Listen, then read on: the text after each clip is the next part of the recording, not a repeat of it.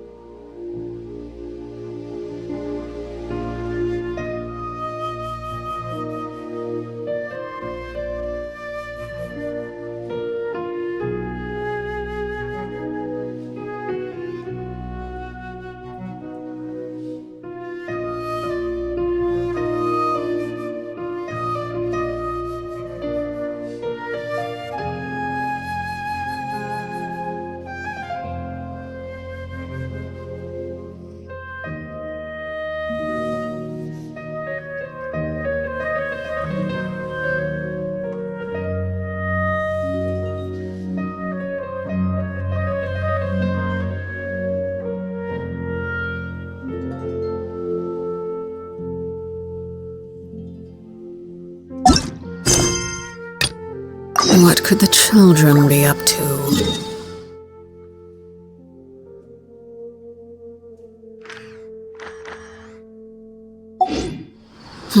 Never mind.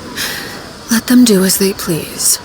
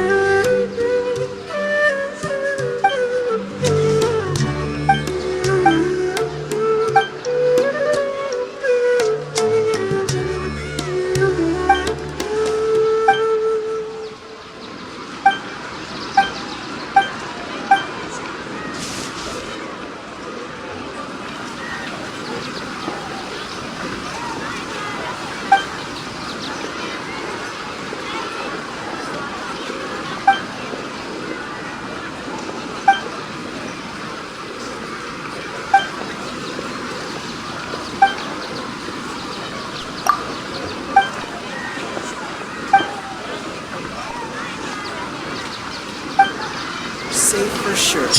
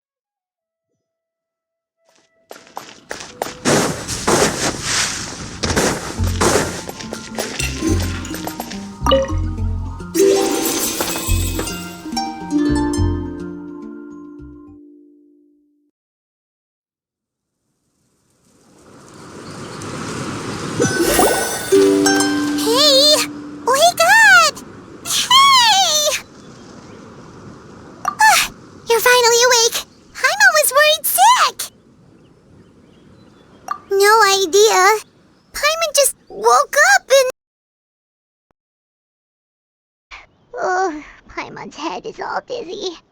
The scenery here looks different, too. Oh, what should we do, Traveler? Please don't tell Paimon someone abducted us and brought us to some strange place that we could never leave.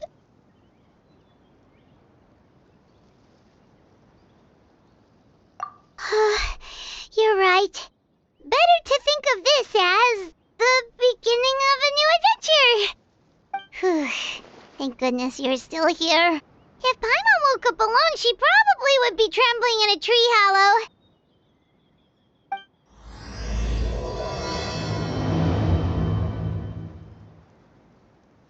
Let's follow this path for now. We might be able to meet someone and figure out what this place is all about.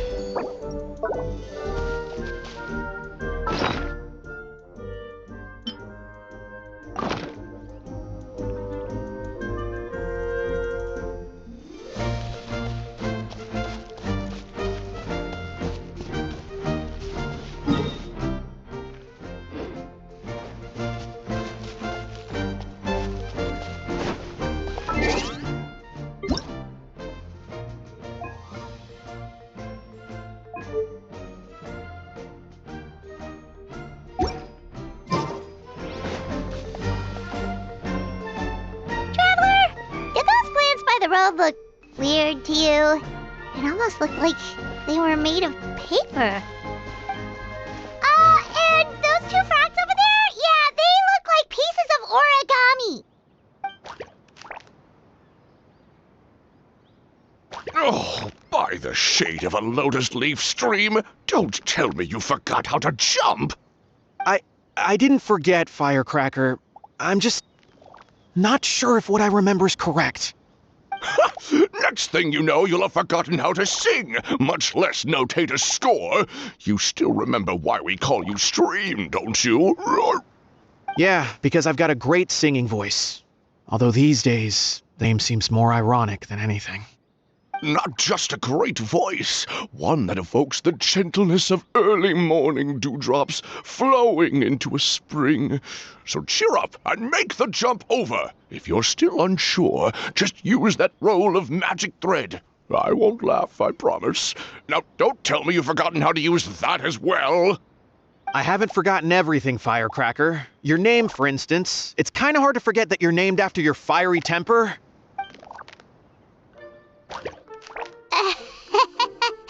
You saw that too, right? Paimon's not seeing things, is she? This place is getting more confusing by the second. Anyway, why don't we go after those two frogs? They didn't look evil or anything. Plus, they might be able to help us out.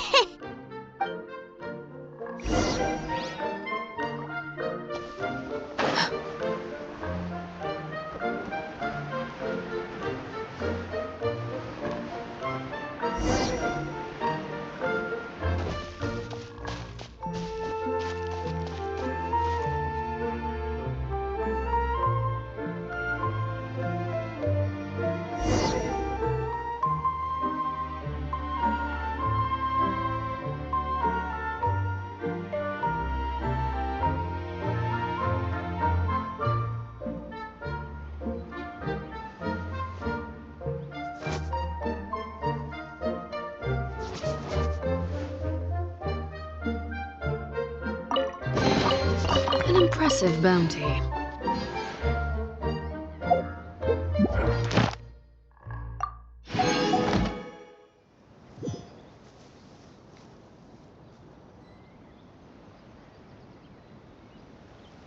Something you wish to report? Go on. You have my undivided attention.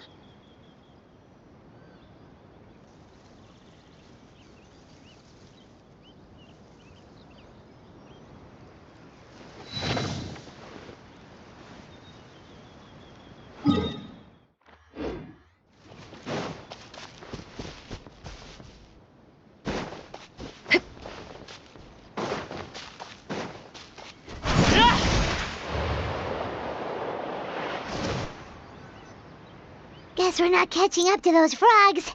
They were so fast. Paimon couldn't even tell where they hopped off to in the end. Excuse me, honored travelers. Did you come from the Cliff of Prophecy, perchance? The chubby paper hamster just talked. Chubby? Who are you calling chubby? I've just got a slightly thicker layer of paper on me, that's all.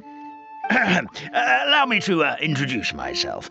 My name is Armand, and I'm an elder of the Forest of Blessings. I've been waiting here for the hero of prophecy to arrive.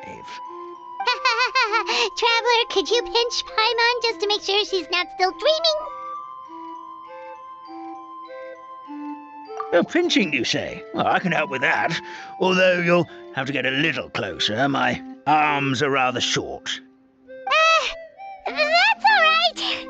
We just need a minute to collect ourselves. Okay, let's think things through. We know for sure this isn't the world we're familiar with. The talking paper animals and all the paper trees and plants make that pretty clear. The hero from another world, supported by their companions, shall restore peace to the world. That is what the prophecy says. Dearie me, I completely forgot to introduce you to this world, didn't I? Oh well, perhaps my once glossy paper has faded past the point of no return. It's okay, really. You can just tell us all about this world now. Let me think. Where should I even begin? I've pretty much forgotten everything that happened in the past. Right. I believe the story circulating along the pulp of this forest goes as follows. A long time ago, 3 goddesses created this world and named it Simulanka. The goddess of creation, who presides over matter and magic, created the mountains and rivers and gave us life. Her powers also pave the way for Simulanka to exist in numerous worlds. After the goddess of creation came the goddess of prophecy, with dominion over the stars and the course of fate itself. She induced the sky to spin and the earth to move. Even to this day, her statue still stands tall at the highest point of Constellation Metropole. The final goddess was the goddess of fate, she who reigns over all treasured tales and dearest wishes. She bestowed upon us the fierce and everlasting feelings of love and hate, and showed us the meaning of death and hope. Whoa, they all seem super impressive.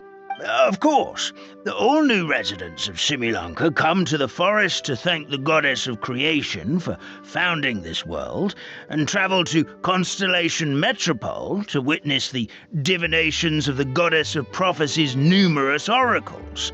After that, they make their way to the end of the world and tell the goddess of fate about their most cherished dreams. How it used to be? Did something bad happen? Oh, yeah. That has to do with the hero you're waiting for, right? Yes, this old brain of mine may have forgotten many things, but I will never forget the day the evil dragon descended upon our forest. It came down from the skies in an ominous black mist and ravaged our homeland. Its gigantic footprints can still be seen in the kingdom of breezes and bells. We're incredibly fortunate that no one was hurt. Sounds terrifying. The terror doesn't stop there, I'm afraid.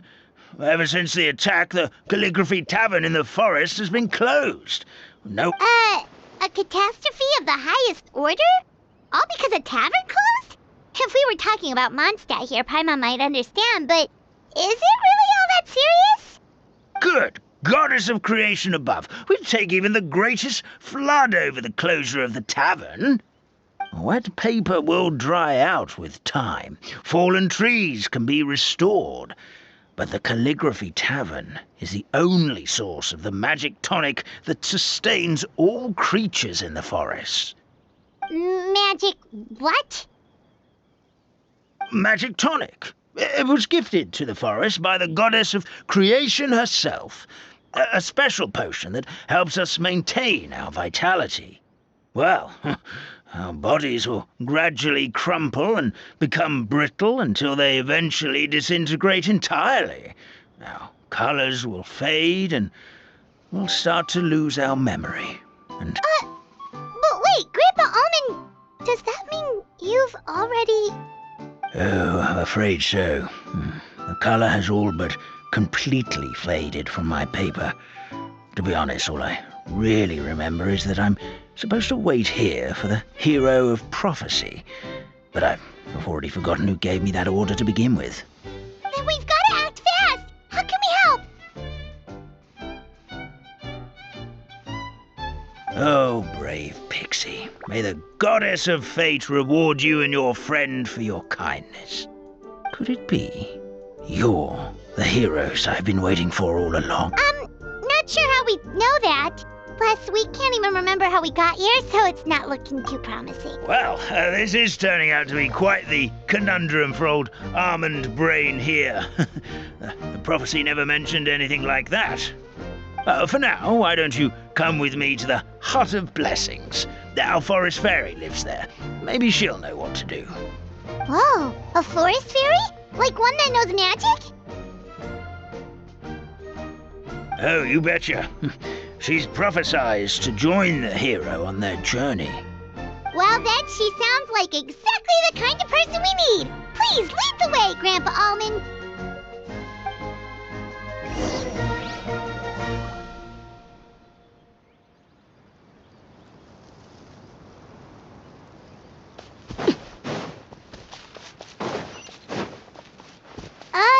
That meadow over there looks pretty strange. That's what the Calligraphy Tavern looks like. Now it's lost all of its colour.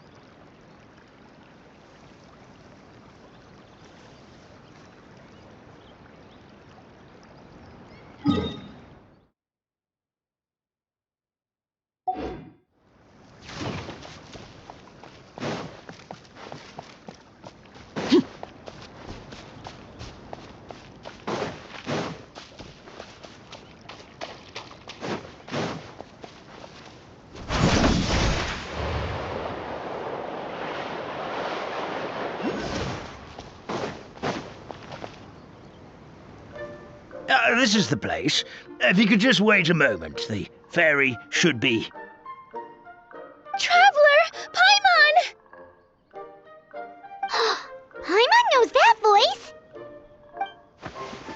It's really you! I'm so happy to see you!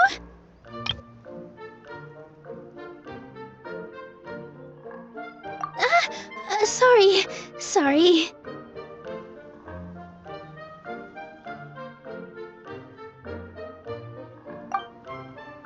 So Nilu is the forest fairy? Well, you certainly look the part. Thank you. To be honest, I'm still getting used to it. It's the weirdest thing. I remember I was reading a book at the Grand Bazaar, and then I guess I must have fallen asleep at some point because, well, then I woke up just like this. And in my dream, someone spoke to me. They said, "You are the fairy of the Forest of Blessings. Now go, save the forest with your magic." At first, I thought this whole world was just part of the dream, but no matter how hard I tried, I couldn't seem to wake up. I couldn't find anyone I knew from the real world either. Sounds similar to what happened with us. We also have no idea how we got here. Anyway, sorry for my reaction back there. I got a bit too excited when I saw you two. It's okay, we totally understand. We were looking for a way out too. At least we know we're not alone. Oh, blessed be the goddess of fate above. You're already friends with the fairy of the forest. Grandpa Almond, thank you so much for bringing my friends here. Could you let the others know I'm coming? I'll head over right away. Of course, leave it to me. Hey-ho, pistachio. Today truly is a blessed day. Wow, Nilu! Looks like you made short work of getting to know the locals. Well, when I arrived here yesterday, Grandpa Almond told me all about the state of this world. Since they think of me as their forest fairy, I just felt like I had to try to help them. Oh, so you mean like using some kind of forest magic to repair the tavern? Unfortunately, I don't know how to use the magic of this world. I've tried using my vision, but it doesn't seem to work here. If the books stored in this hut are anything to go by, this seems to be the place where the goddess of creation first made the townspeople of this forest. She folded the pages of books into small origami animals, gave them life with her magic, and with time, that's how the Forest of Blessings took shape. Maybe one of the books here could teach us how to use magic. I read them all, but only found one reference to magic. The incantation, abracadabra, means to create what I say. This is a world made up of words, where fantastical powers can be wielded by all. Okay, so basically everyone in this world can use magic? That's nice, but still kind of vague. Yeah, from the other books I read, it seems like this goddess really likes to play fast and loose with the details. So, what should we do now? Didn't you say you were going somewhere, Nilu? Oh, yes. I was going to help some of the other residents of the forest. They've been busy making preparations to reopen the tavern, so I thought I could help out. Got it! Guess we should just focus on what we can do for now. This whole thing is making me pretty nervous, actually. It's like I've been pushed on stage without being taught the choreography. Since I'm already wearing the costume, though, I might as well try to play the part. It's what a professional dancer would do. And who knows? Maybe I'll find my own magic along the way. At least you're optimistic. Thank you. Then let's go.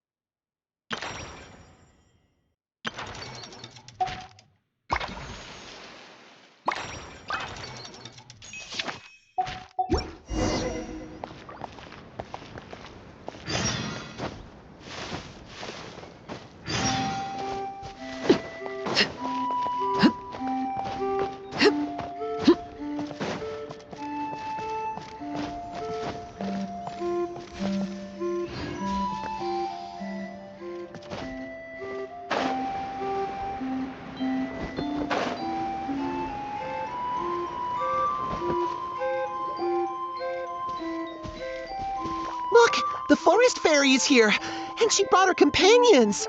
Grandpa Almond was right, they do look promising. Hello there, everyone.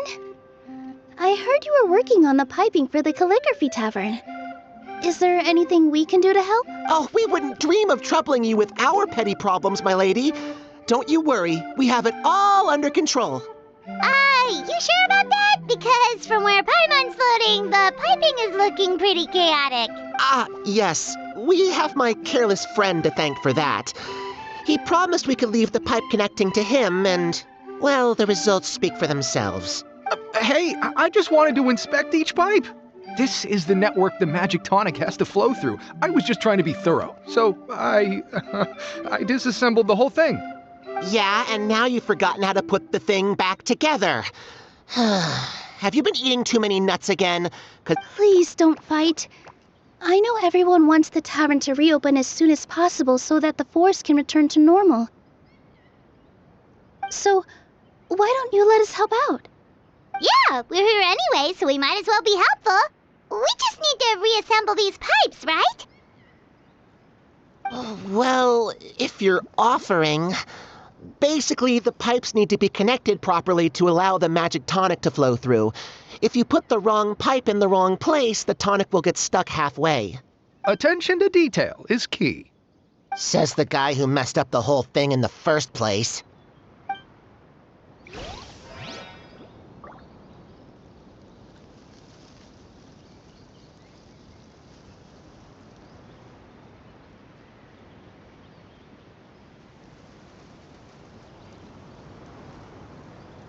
Staring into my eyes is ill-advised.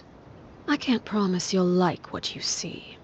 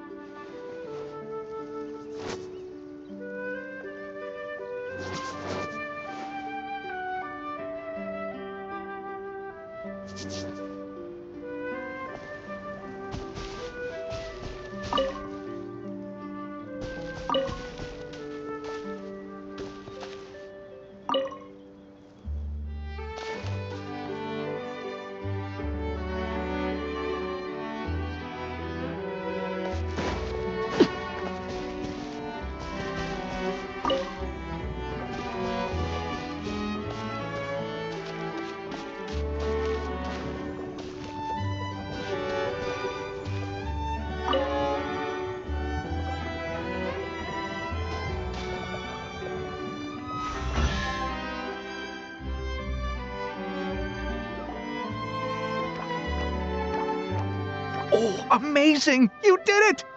Now the tonic will flow into everyone's cups without getting stuck, right? Oh, gotta say though, Paimon is starting to get pretty curious about this magic tonic. It's not greed, it's curiosity. Well, if it's really just one sip, I guess that would be fine. Just be careful. This is one of the last cups left in the entire forest. We're supposed to save it for our research. Just a sip, promise. Okay, here goes. We will... What was that? Oh, it's sticking to Paimon's tongue. Wait, does that mean what the legend says is true? The goddess of fate used ink to compose her stories on paper, and the goddess of creation used her power to bring those tales to life. No wonder the tavern is so important to the forest. Maybe the fading disorder occurs when the ink within the body dries up. That would explain why the beings here are forgetting their own stories. Oh. I'm not really sure I can really wrap my head around this conversation, but there's no need to get all worked up on our behalf, my lady. With the pipe installed, I'm sure the tavern will be up and running in no time. What do you mean, can't wrap your head around it? The fairy is recounting the story of how the goddesses gave us life. In fact, I've seen the goddess of creation with my own eyes. Really? Don't be ridiculous. There's no way you're old enough to have met her. We're the same age, and I think I would know considering we went to tell our wishes to the goddess of fate together. So stop talking a load of papier-mâché. Oh, fine. It was my grandfather, all right? He was the one that saw her. He said that one day after he finished work, he saw the goddess of creation grant us life with his own eyes. In her hands, she held the very paper used to form our bodies. She whispered something into the pages, and then suddenly a paper frog was born, ready to leap into the world. Oh, it was spectacular. Cut the theatrics, will you? You weren't even there. Wait, so that's it? Paimon thought creation magic would have a little bit more pizzazz. Oh, so in your world, the creation of life is a much showier affair? Huh, I'm learning something new every day. Well, that's not exactly what Paimon was trying to say. Magic doesn't have to be spectacular. That's enough out of you. All your boasting is confusing our kind fairy. Oh, no, it's all right. I actually think I understand the magic of this world a bit better now. Thank you. The honor was all ours, milady. Traveler, Paimon, we should make our way to the next location. An impressive bounty.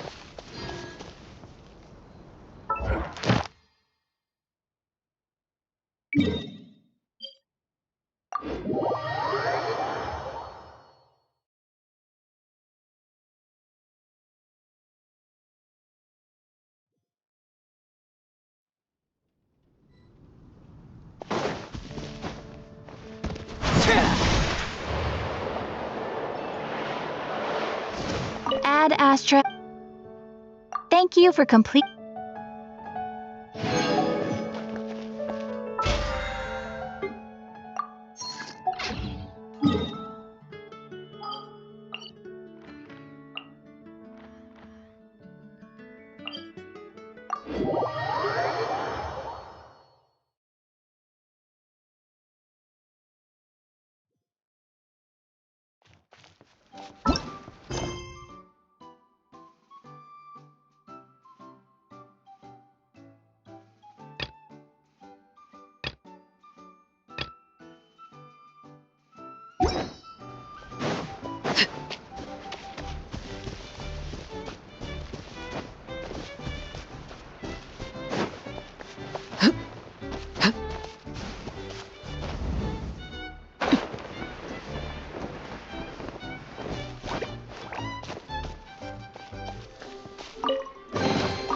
An impressive bounty.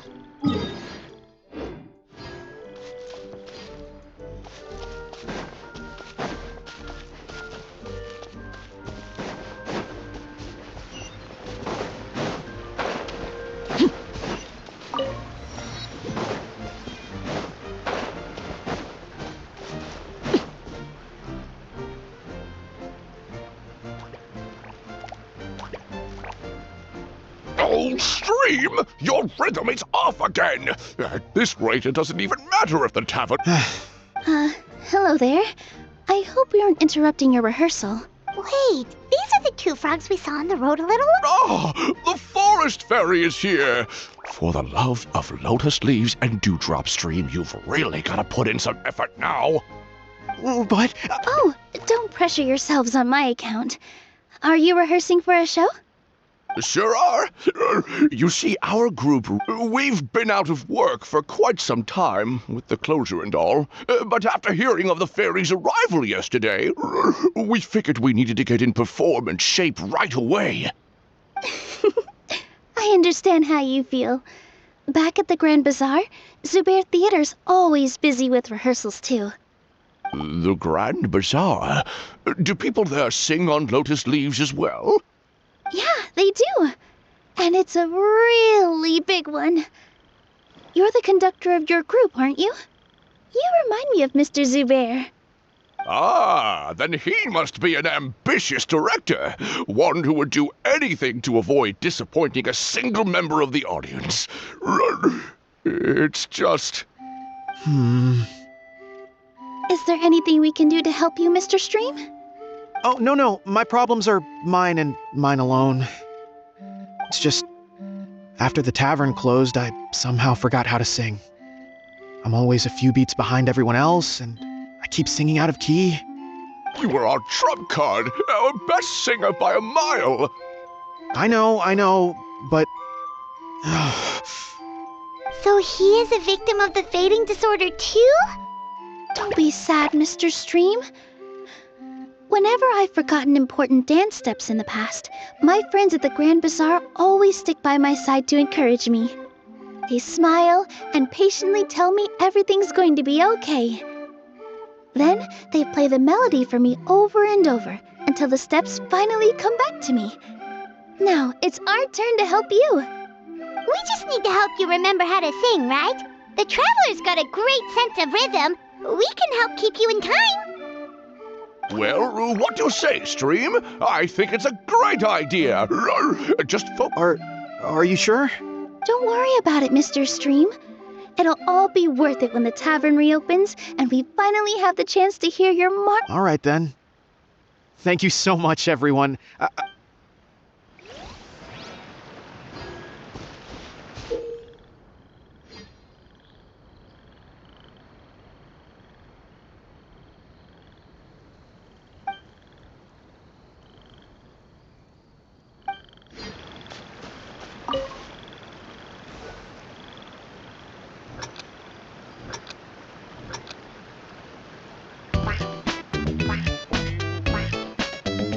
Excellent! Perfectly in time!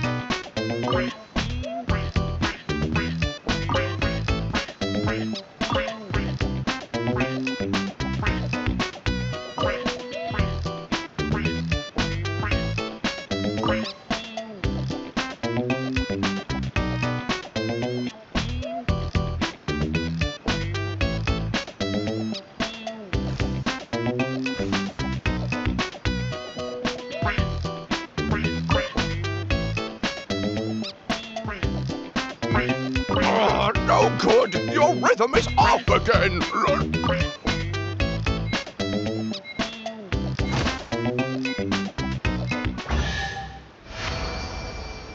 I feel like I'm getting the hang of it again. Goddesses above, this better stick when it comes to the performance. Just do it exactly like how we rehearsed. Thank you, everyone.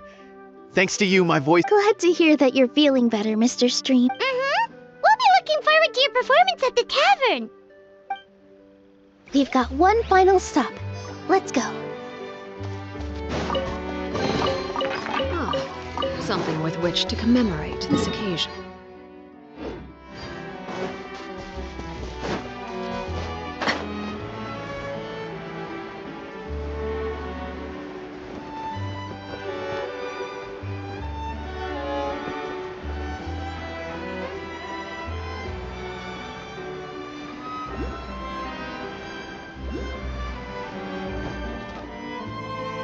Oh, my dear Citrus, please tell me you're joking. We can't have you out of commission with the tavern. I'm sorry, Grandpa Almond. It's the truth. I was just too excited for the reopening and must have fallen asleep in an awkward position. Grandpa Almond, we're here to help. Oh, hazelnuts on high. You could not have come at a better time. Please allow me to introduce you. This is the bartender of the Calligraphy Tavern, Miss Citrus. Miss Citrus is supposed to add all kinds of delicious fruits to the magic tonic. Her additions are what turn it into the finest brew in the land. I appreciate the kind words, Grandpa Almond, but... my neck. Are you alright? Terrible timing. Getting a kink in my neck at a time like this? Could you give my tail a little twist? That should help free up the movement in my neck. I would do it myself, but I can't reach my own, and Grandpa Almond is too old and... The neck and... Of course they're connected. Just like how you can't have a rainbow without rain. Anyway, you just need to position me at the right height to pick the fruits, and then put them in the barrel over there.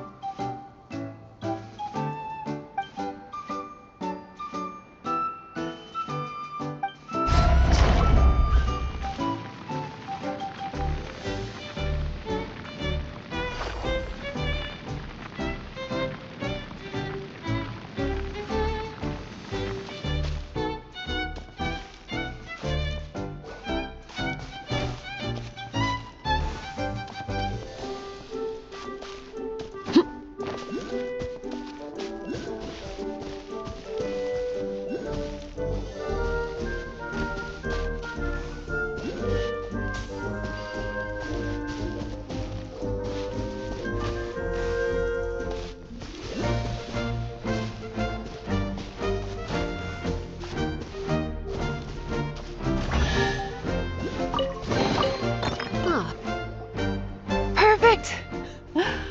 So there really is... Thank you so much, everyone. I can... That's another problem solved!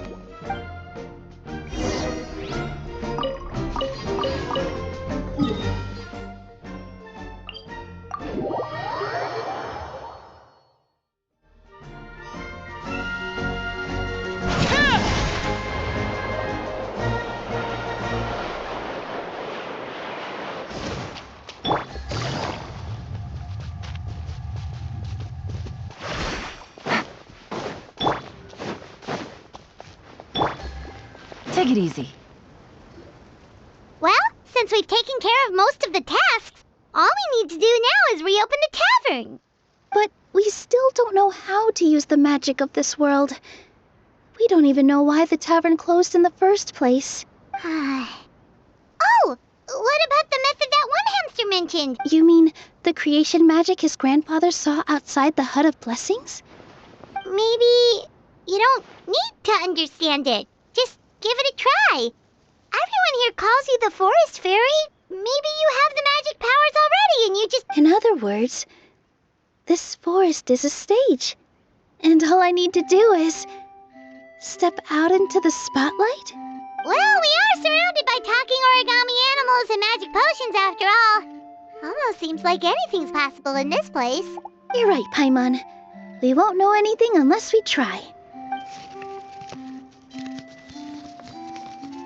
This is how you do it, right? I think I got the folds right. Whoa, your origami skills are great! I once saw one of our prop people making something similar. It looked really cool. So I took some time during my break to learn the basics. Well, how do you feel? Sense any, magical powers flowing through you? No. No? What are we missing? Magic words? But how am I supposed to know what the goddess said to bring them to life? Oh, good point! You're the Forest Fairy, Nilu! What do you want to say to the new resident of your domain?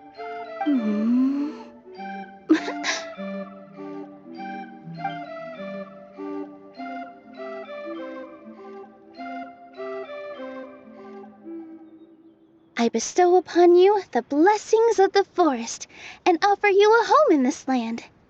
Your name shall be Harisara. May you bloom in this world as beautifully as the flower I love. My name is Parisara. It worked! It actually worked! Well, peel my shell and call me a nut. I'd never imagined I'd witness such a miracle at my age. It's just like what the stories said about the goddess of creation. Shell? Nice to meet you, Parisara. I'm Nilu, the fairy of this forest. From this day forward, this place is now your home. Hello, Fairy Nilu. I hope you'll grow up happily in this forest. Grow up.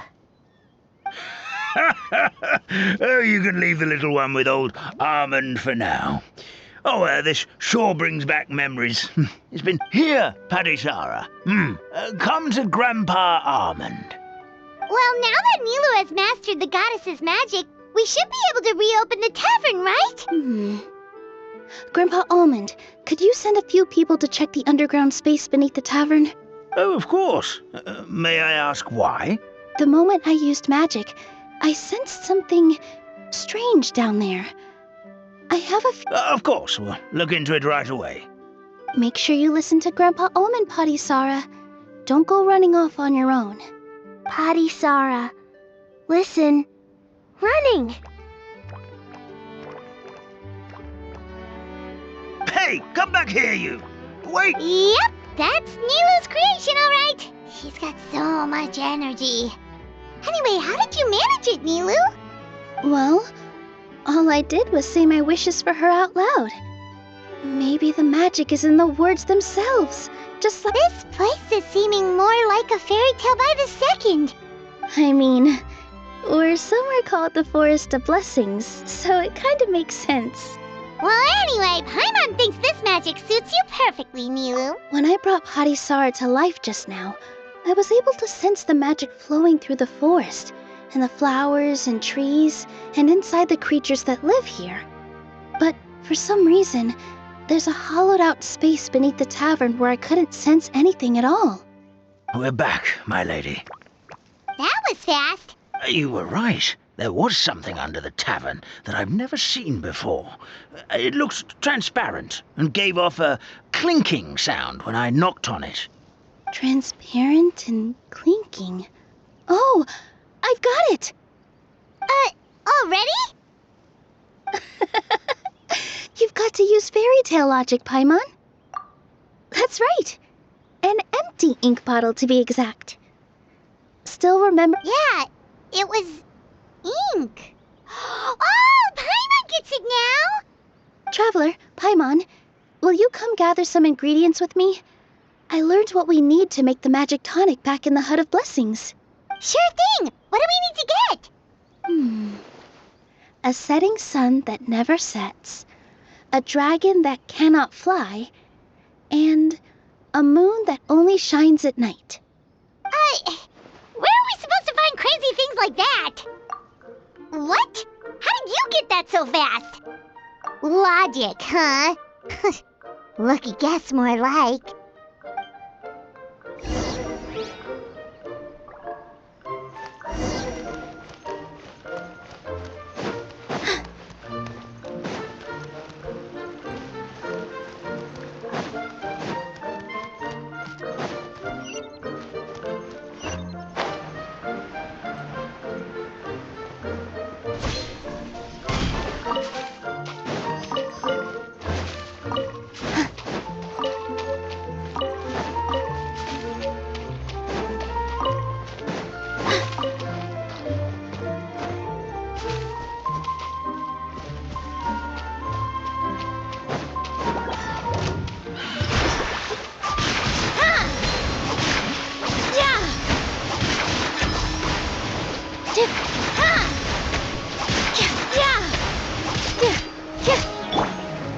Into the wind.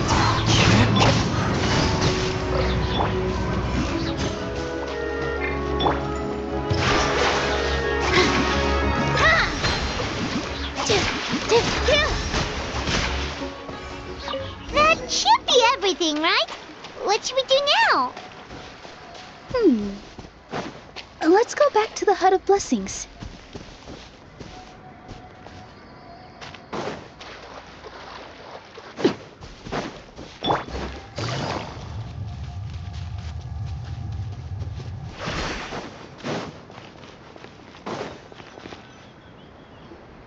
Give me just a second. I'm gonna go fetch an ink bottle from the other room. Paimon doesn't get it. All the ingredients are super... Well, anyway, Paimon's no... Sorry to keep you waiting. Let's see.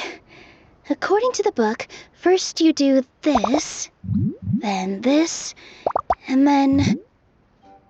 It's done! Wow, magic sure makes everything super convenient.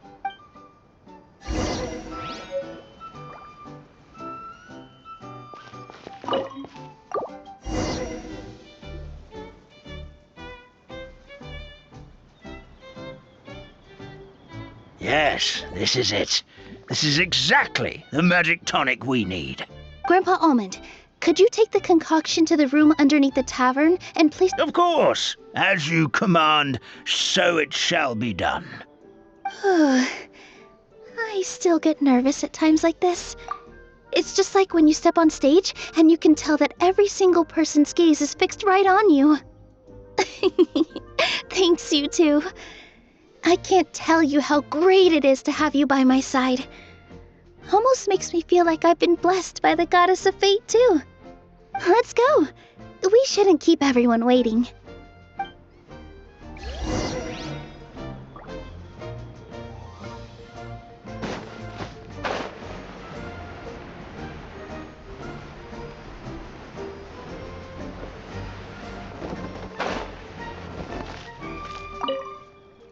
I've placed the bottle where you requested. The rest is up to you, my lady.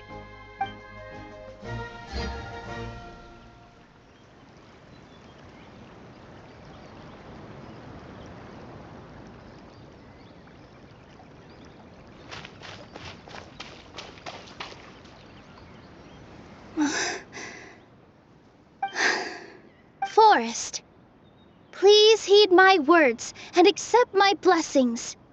May your spring of wondrous magic never run dry. And may all who call you their home lead happy, fulfilling lives.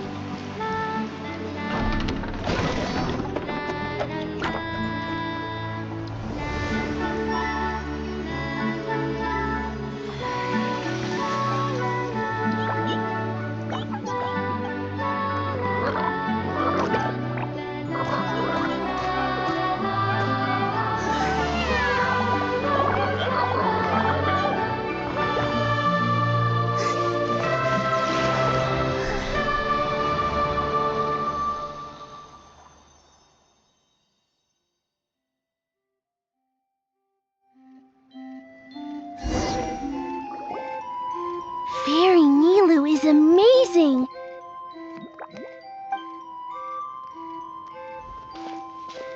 Wow, it's so pretty! What a beautiful tavern!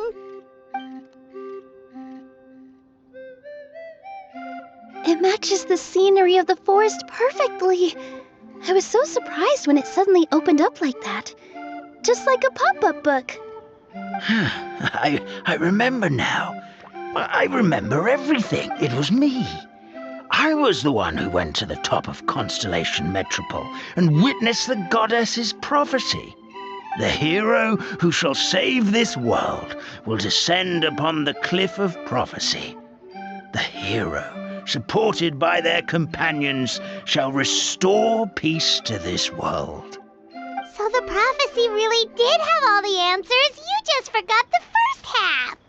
That's why I was waiting near the cliff of prophecy. Wonderful. Simply wonderful. Is the Cliff of Prophecy that place with the huge mural? 'Cause that is where we woke up, but we don't remember anything about how we got there. Also, we didn't get a change of clothes like Nilu. Are we definitely the heroes? If not you, then who else? You've already helped the fairy revitalize our forest. To us, that makes you heroes, prophesized or not. Alright. Either way, we're going to keep adventuring, even if it's just to figure out how we can get back to our world. Yep, we've beaten up plenty of dragons already, so what's one more? As expected, the words of the goddess of prophecy always come true. I'll come with you. It can't hurt to have a magical fairy tag along, right?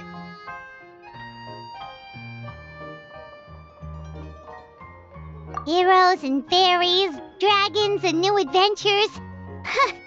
This is sounding more and more like a fairy tale by the second. I would say your next stop should be Constellation Metropole. It's Simulanka's most prosperous city, just across the sea.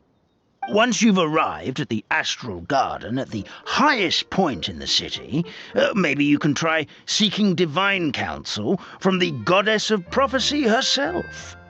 Are you leaving, Fairy Neela? I'm afraid so. There are still other people who need my help. I won't go far, though, and I'll come back to visit the minute I have time to spare. So be a good girl, Padisara, and help out Grandpa Almond whenever you can, all right? Mm-hmm. Got it. Padisara will wait here for you. That's a good girl, Padisara. I almost forgot. If Constellation Metropole is where you're heading, you'll need to take the Maritime Express. I'll head to the station first thing tomorrow morning and wake up that lazy station master for you. Why don't you take a break for the rest of the day? You should say... Sounds great! Paimon definitely feels tired after being on the go for so long. There's a spot in the tavern with Paimon's name on it. Oh, sounds like someone's ready to order. Oh, well, if you're offering. Paimon will take a glass of Buell fruit tonic. But hold the tonic.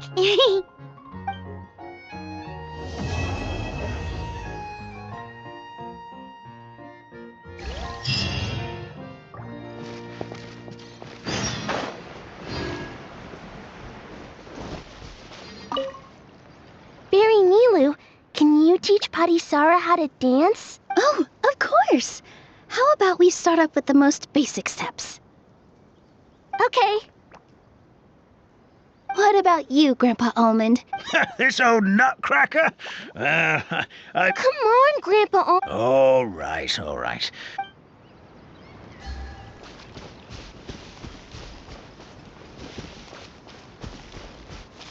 Our kind fairy dances just as beautifully as the goddess of creation. Here we go again. Let me guess. She was dancing when your grandfather saw her create life, was she? Very funny. A goddess is all powerful.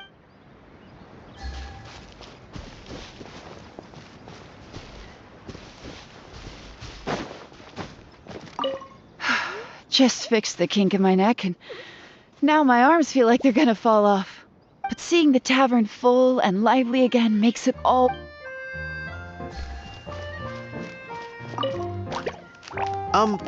Look, I'm just really happy for you. Listen to you. You're gonna ruin your voice if you...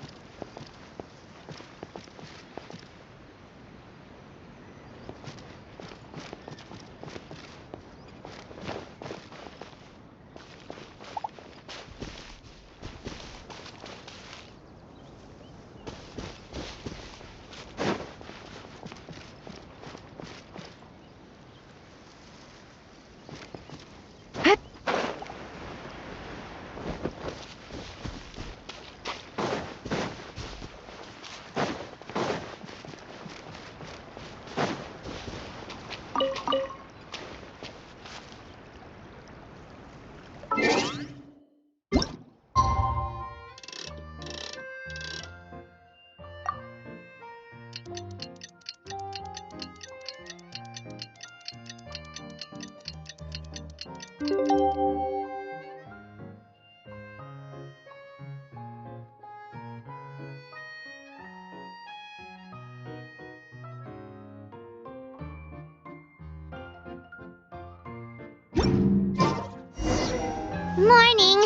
Guess everything that happened yesterday wasn't just a dream then. Well, it's time.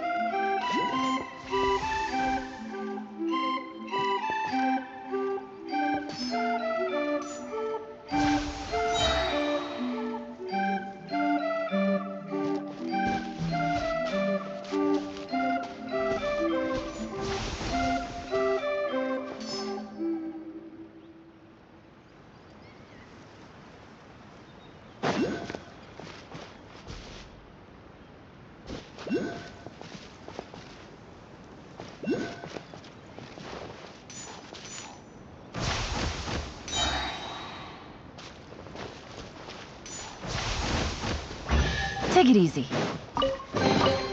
A chest full of valuables and a trove of potential clues.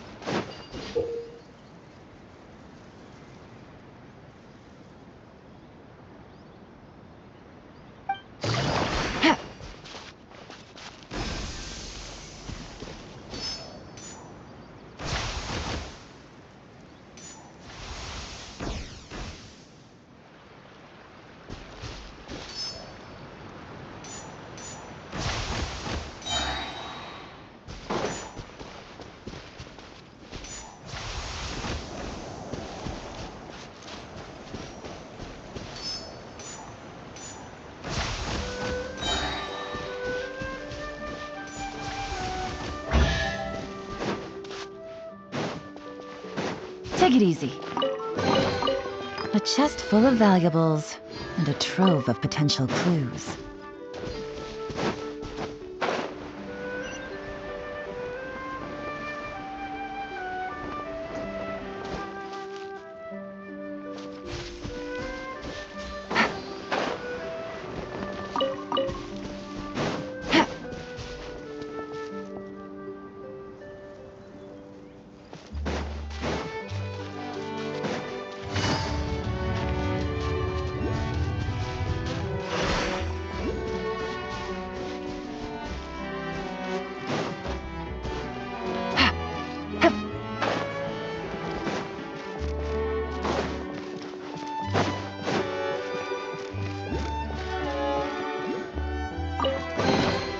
A chest full of valuables and a trove of potential clues.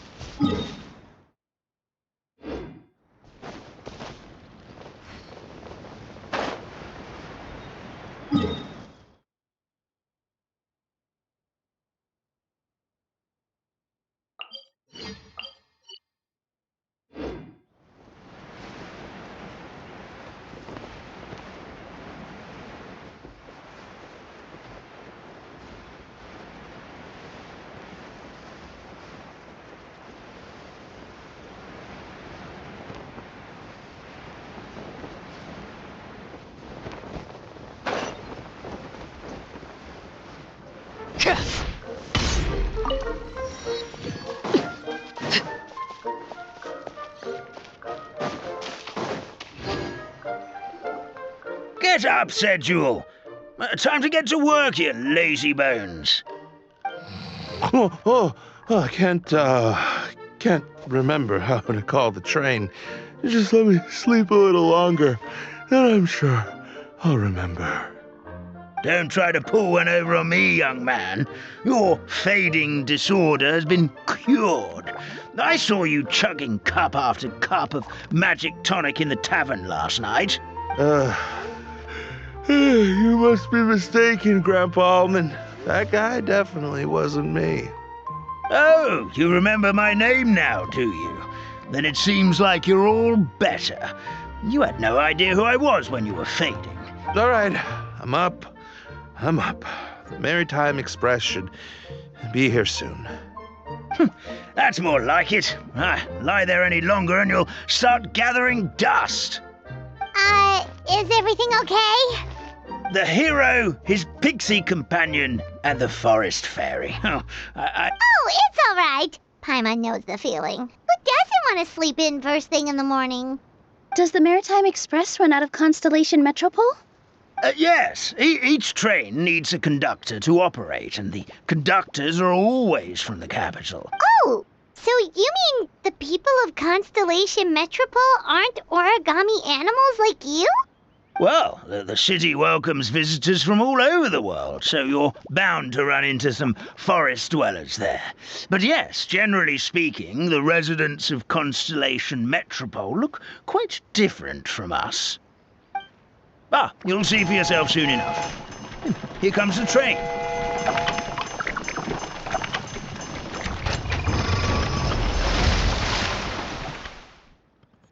Pleasure to meet you, everyone. My name is Will, and I'll be the conductor for your journey today. I'm assuming you're the ones who called the train? Whoa, it's a little toy man! Yes, we called the train. The hero and the forest fairy need a ride to Constellation Metropole. The hero and the forest fairy, the ones from the prophecy. Oh, why didn't you say so earlier? We could have prepared a far more luxurious train. I'll just go back and get a better one. That's okay, Mr. Wheel. We're trying to get to the city as fast as possible. We just need you to get us across the sea. In your capable hands, I'm sure we'll get there in no time. Of course, my lady. It would be an honor. Well then, all aboard, sit anywhere you like. We'll get a stunning view of Simulanka no matter where you're seated.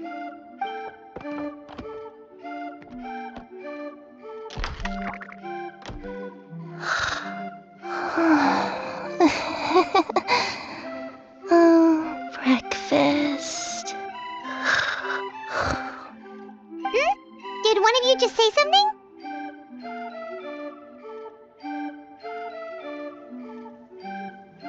wasn't me either. Breakfast. Oh, come back. Sounds like the voice is coming from inside the train.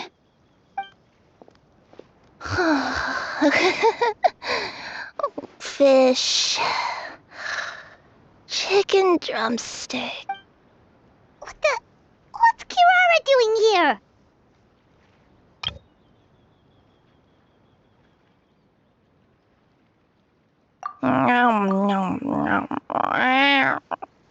Is she a friend of yours? Oh, let Paimon introduce you. This is Kirara. She's... Oh, wait, actually, maybe we should wake her up first. So noisy. Is it morning already?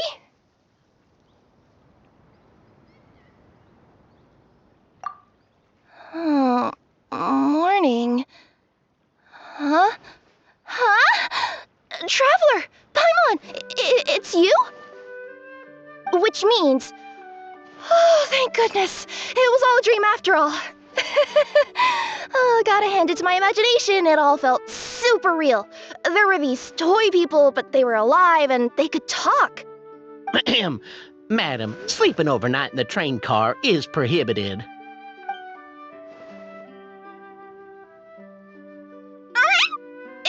It wasn't just a dream? It's alright, Kirara. Apparently we're in a world called Simulanka. We got here yesterday, too. Simulanka? So, that's what it's called. I spent all day yesterday wandering around this one city. The toy people called it Constellation Metropole. I was trying to find a way to get back home. I was seriously starting to think I had gotten on the bad side of some great yokai and gotten swallowed whole. I take it you're Inazuman then, Miss Kirara? She sure is. But, Kirara here is kinda special. Let Paimon introduce you for real this time. Kirara is a Nekomata from Inazuma. She works as a courier for Komanie Express. Nice to meet you. I'm Nilu, a member of Zubair Theater. You can usually find us performing in Sumeru City's Grand Bazaar. Right now, though, I suppose I should introduce myself as the Fairy of the Forest of Blessings. Oh, you're Nilu! I've heard a lot about you from my deliveries in Sumeru. I even saw one of your performances back in the day. You're an amazing dancer. But, did you say you were a forest fairy? Oh, yeah, that's her new identity here in Simulanka. Oh, speaking of new identities, looks like you got a new outfit yourself, Kirara! Yeah, I know. It confused the heck out of me yesterday. I just woke up in a set of brand new clothes I'd never seen before. That must mean you have a big part to play here, too!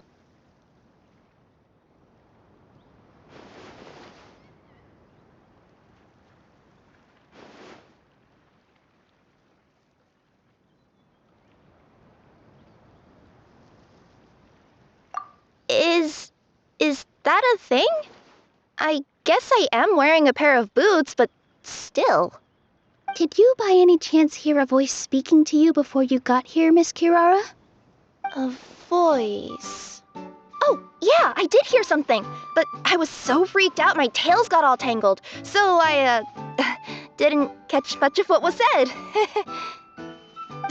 Sorry for the interruption, but this, Nekomata friend of yours, she doesn't eat hamsters, does she? Or frogs? Oh, no need to worry, little guys. I would never do something like that. Well, unless I've been out in the wild too long without anything to eat. Oh, speaking of eating, I am getting a little hungry.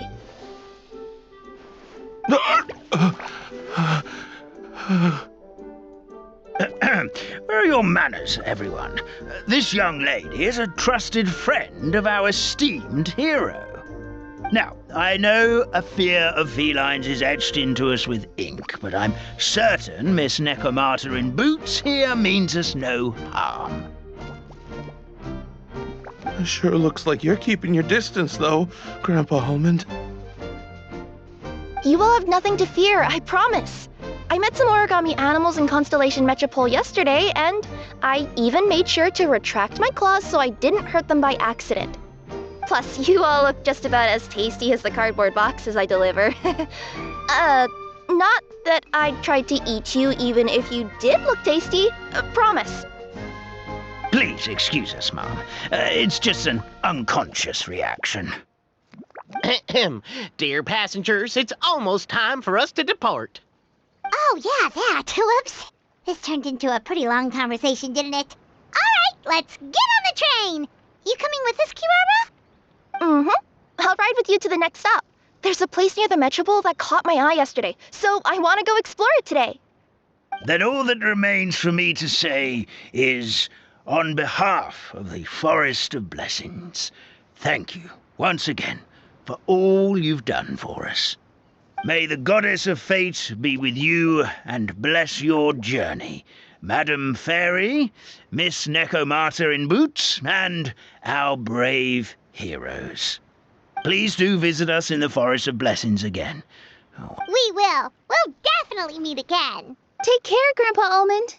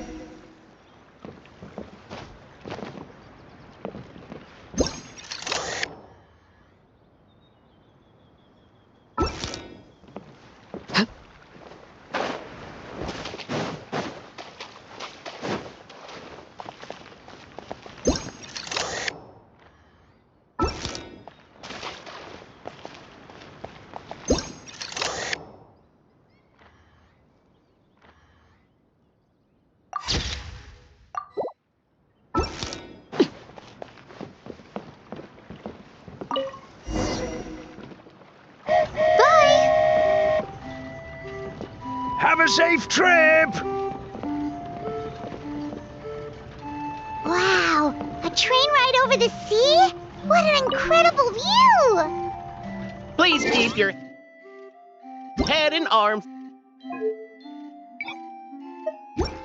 inside the train at all times. We don't want anyone falling into the sea.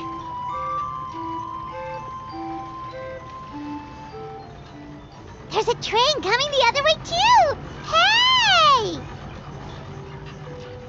And now that the fading disorder is cured, I'm sure the forest will be a lively place again in no time. I gotta go explore that forest at some point. It looked so pretty from the train. I just hope they, won't be too scared of me. We'll be arriving at our destination shortly. Please prepare to disembark.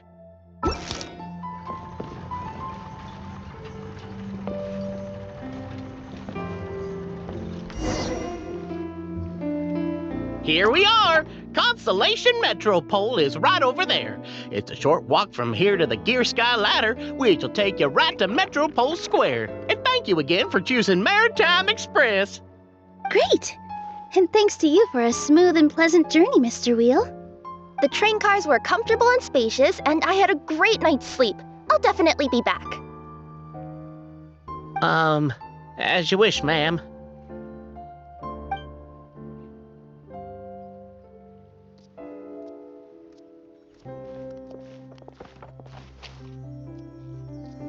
Where should we go next? Is that place you wanted to check out nearby? Mm-hmm. I took a walk around yesterday, and it felt like there was something weird about it. So, I think I'll indulge my curiosity and go investigate. Want us to come with you? It's okay. You guys go ahead and visit the Metropole for now. Hopefully, that's where you'll be able to find out some more about this world.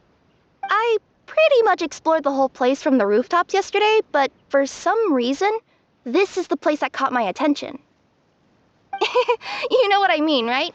Like, when you get a stone stuck in your claw or something, it keeps nagging at you to dig it out, but you can't focus on anything else until you do. Don't worry, if you run into any trouble, I'll be there faster than you can say gold-level courier of the Comania Express. Okay, fair enough. We'll head to the Metropole then. Guess this is where we say bye for now.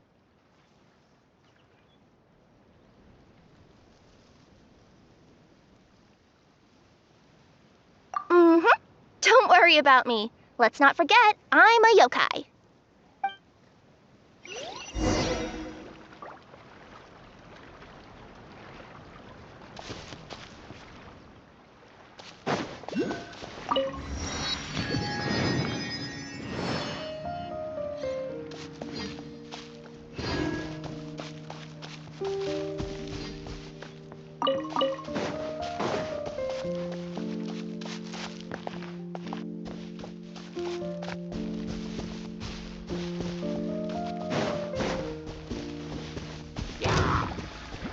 Laid bare. The wind knows me.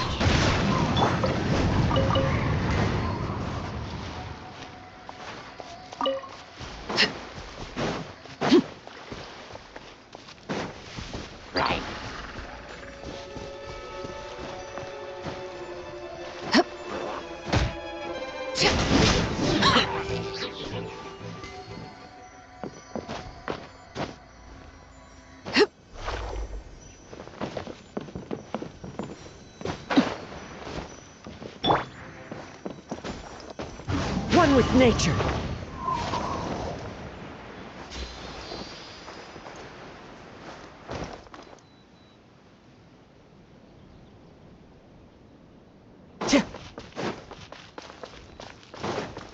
Time to go.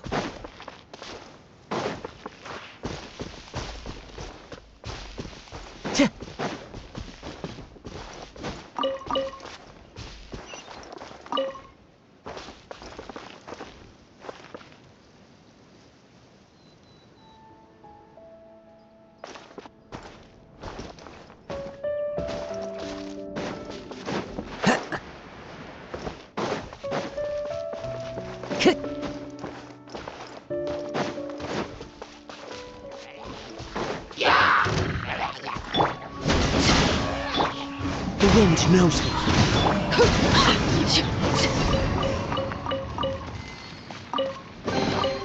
What greater pleasure is there than the unexpected?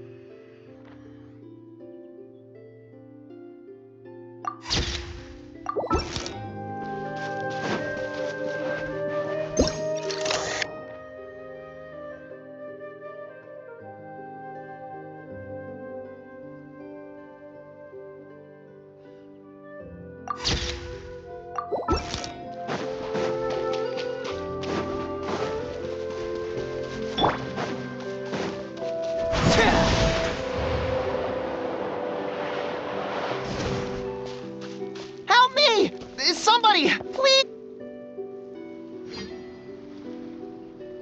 Help me! Help! Oh, Goddess of Prophecy above, would you kind souls please help us? What happened here? Why are you all suspended in midair? I mean, being stuck in midair still beats falling to the ground and being smashed into a pile of blocks, but... I told him to be careful, but... No. Never mind. Now's not the time for that. My good friends, could I trouble you to turn the clockwork key over there? I'll explain everything in a bit.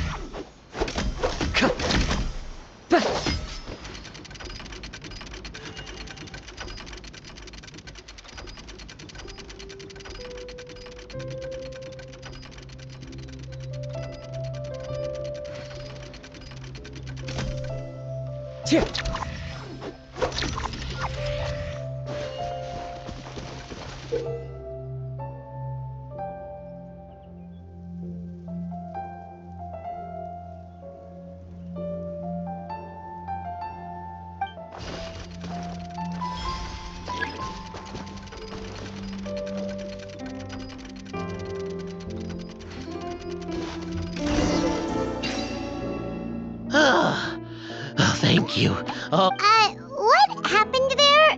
I take it this is your first time witnessing the power of the Goddess of Prophecy, then? Basically, this is a gift bestowed upon Constellation Metropole by the Goddess of Prophecy, who rules over the natural course of all things. It helps those who have deviated from their proper path to get back on track. Proper path? Do you mean everything that happens in the Metropole has been planned out since the very beginning? Why are you saying that as if it's a bad thing? You're not explaining it clearly. Here, allow me. Of course, all the residents of the Metropole have the freedom to live their own lives. For instance, whether I use olive oil or sesame oil in my morning skincare routine is entirely my choice.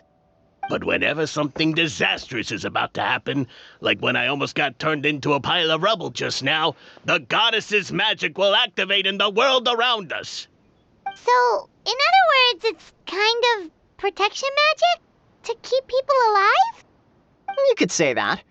There are other situations in which it activates too, but that's basically correct. Well, in any case, we're glad no one's hurt. Are you heading to the Constellation Metropole? Yep. Do you know where we can find the Gear Sky ladder?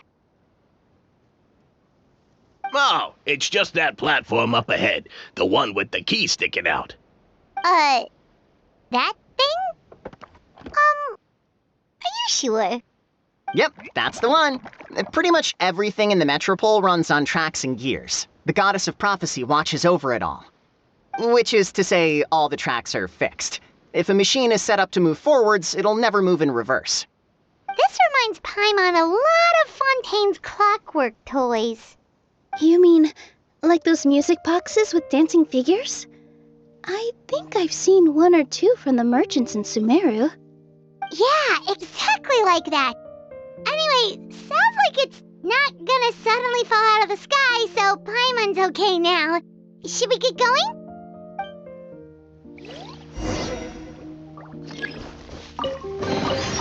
Brings a smile to my face. Time to go.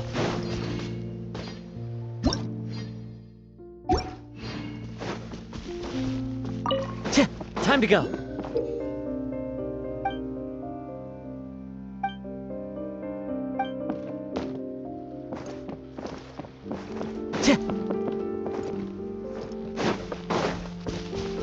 Time to go.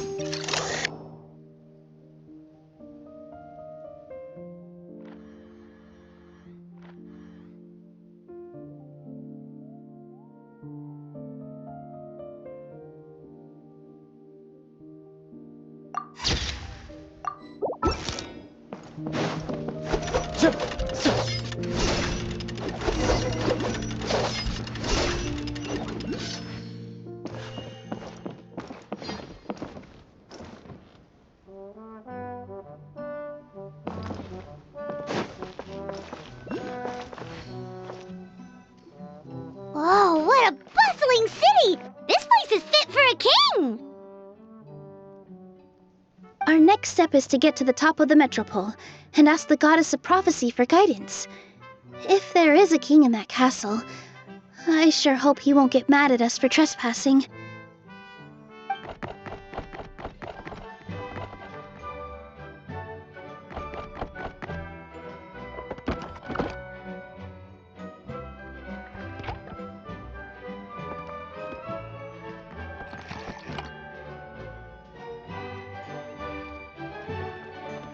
Make way for the king! Oh, darn, we jinxed it. Oh, no. Did he overhear us talking about us sneaking into his castle? Paimon hopes he's not mad. Silence! The one who shall soon stand before you is the ruler of Constellation Metropole, the one who descended after a meteor shower, and the protector of order and all the stars in the sky.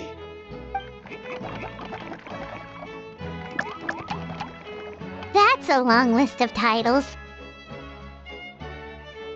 I bid ye welcome, guests from afar. Long have I heard of your grand deeds, O fairy, who restored the lifeblood of the forest, O hero, who, huh? Navia! Hold your foul tongue! How dare you utter Her Majesty's name?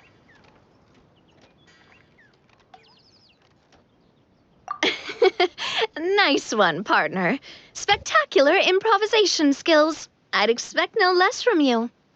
All right. You can relax now. Allow me to make some introductions. This is a traveler, and his trusty companion, Paimon.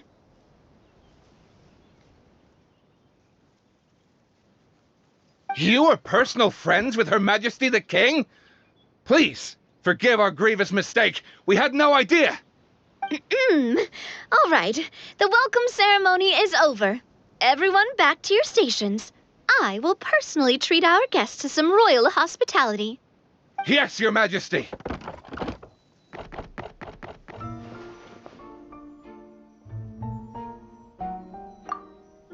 Oh, come on. I've already sent them off.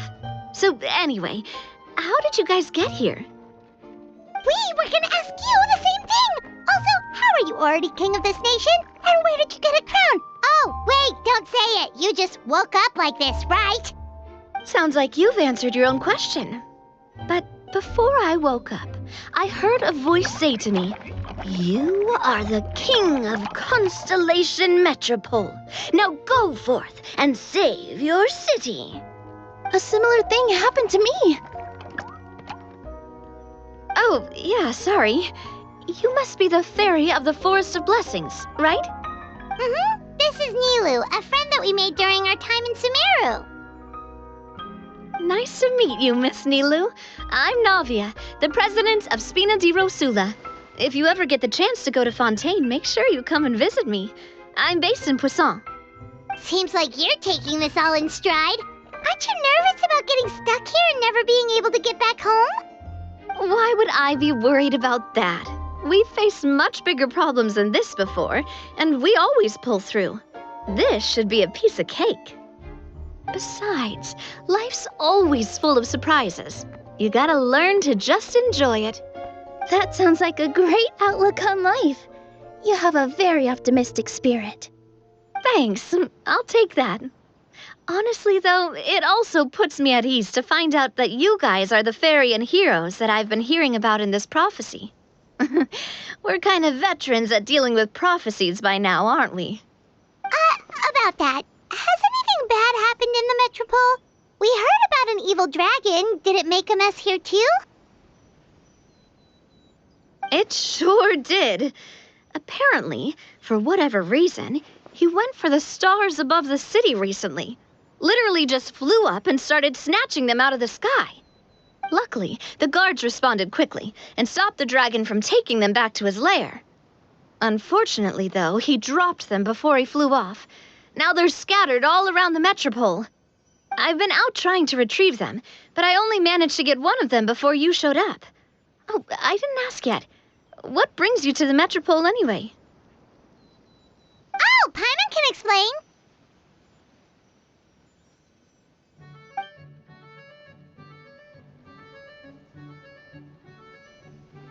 Huh, I see. So, you want to consult the oracle of the goddess of prophecy. Do you know how we can do that, Miss Navia? Well, the goddess's statue is indeed at the top of the castle. I can take you up there.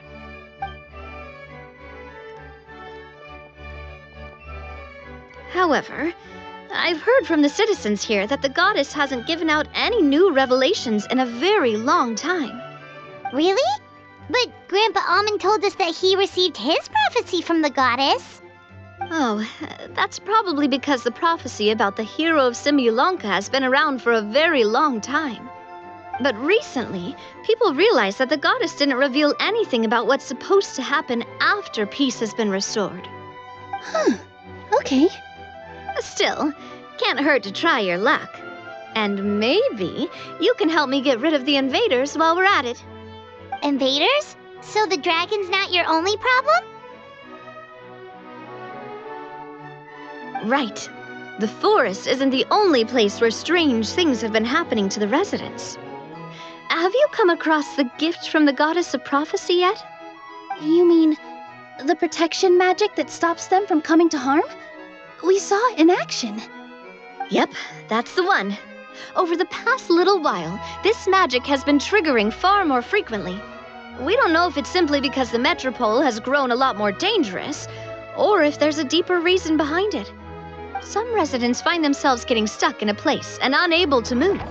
Others start repeating the same thing over and over again, like they're trapped in some kind of loop.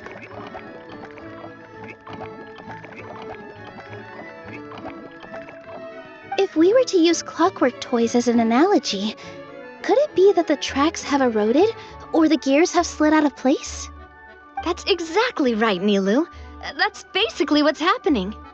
Anyway, some of the monsters outside the city saw this as an opportunity to launch an invasion. But we didn't see a single monster on our way here. That's because I already took care of most of them over the past couple of days. Of the remaining few, we trapped some of them inside the castle and chased the rest back out of the city. Okay, so to summarize, not only has the magic here gotten all messed up, but the dragons also knocked some of the stars out of the sky, plus there's a bunch of monsters in the city. Sounds like there's a lot more to fix here than in the Forest of Blessings. Well, defeating the dragon and the monsters should be straightforward enough. But how do we fix the magic?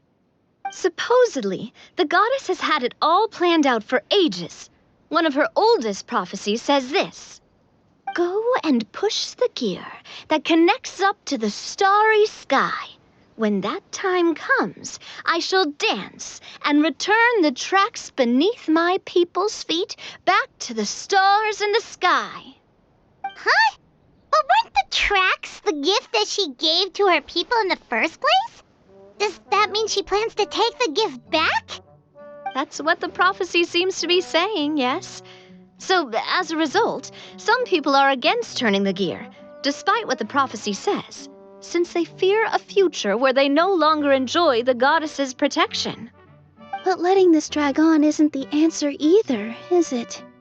No, and I think they know that. But they're just too afraid to take that final, terrifying step.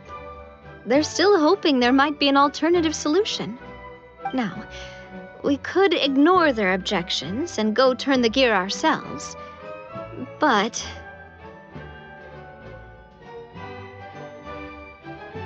Exactly. You know me well.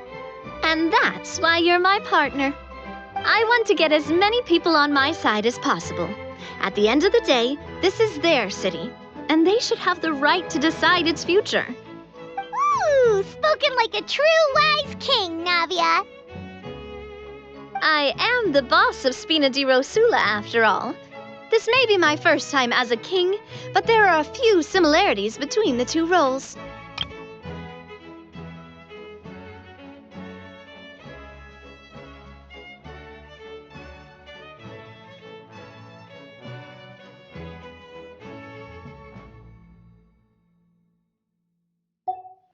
Traveler, Paimon, Miss Nilu, would you be willing to lend me your support?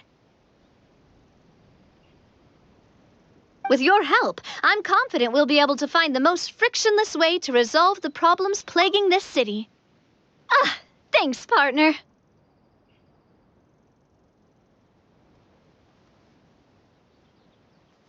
Seriously, like we'd ever say no. We're your friends! No need to ask us so formally in the future. I'm happy to help too.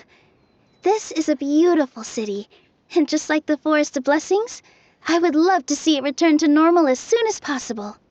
Ah, great. As the King of Constellation Metropole, I extend to you my gratitude. All right, everyone, follow me. I'll show you the way to the goddess statue at the top of the Metropole. And stay close. You don't want to get lost in my castle. It's huge.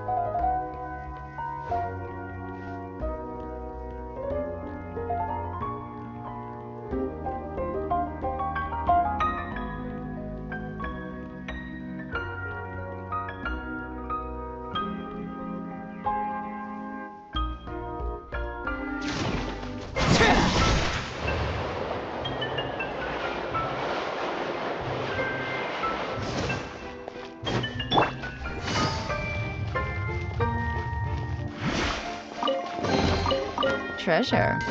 One way to draw your target out of hiding.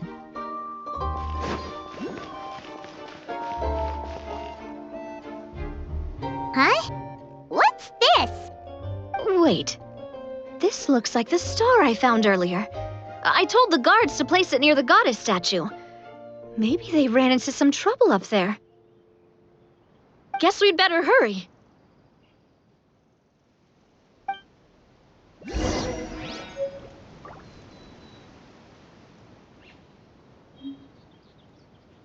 Take it easy.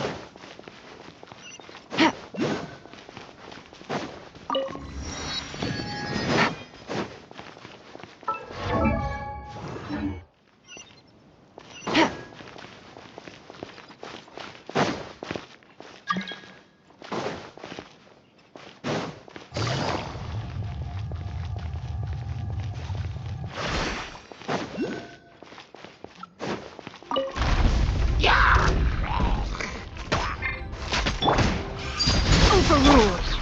One with nature. Who says there aren't benefits to a life of wandering?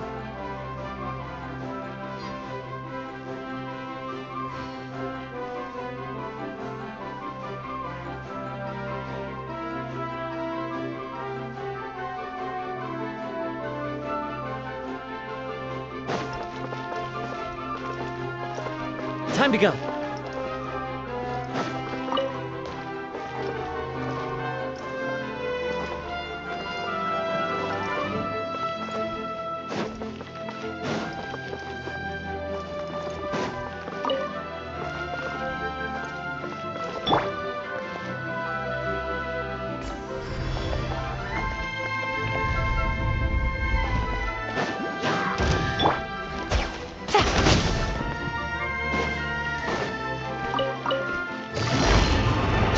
Quietly now.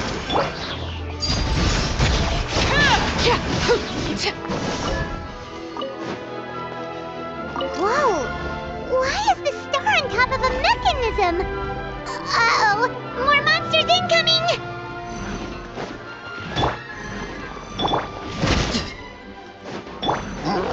Into the wind!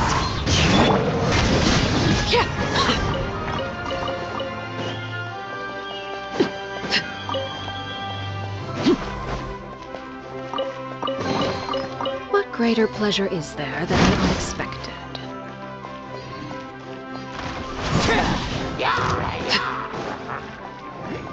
Laid bare! The wind knows me.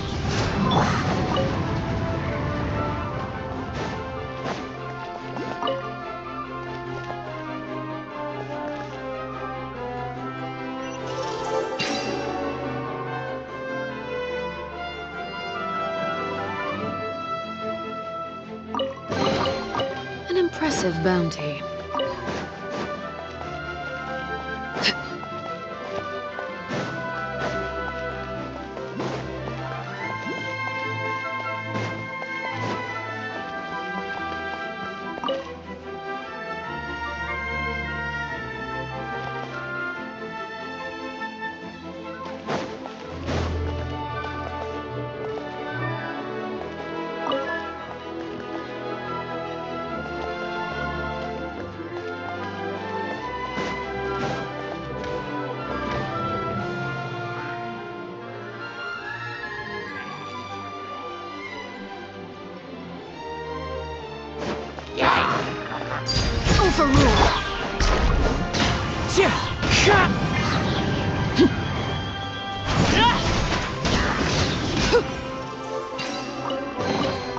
What greater pleasure is there than the unexpected?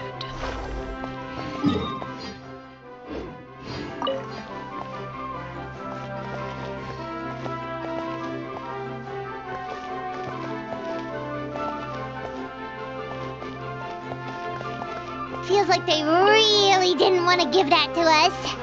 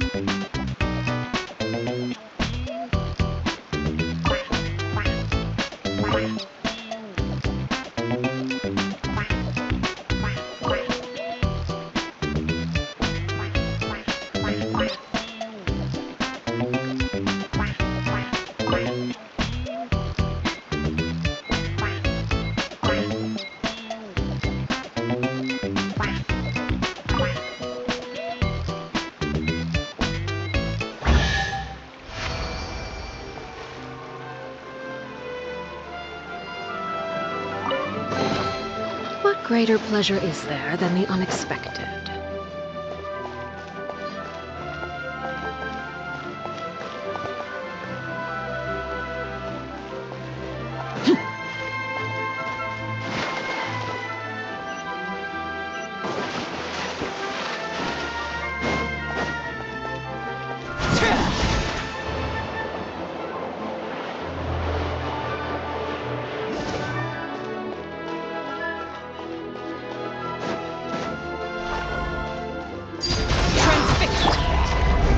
The wind.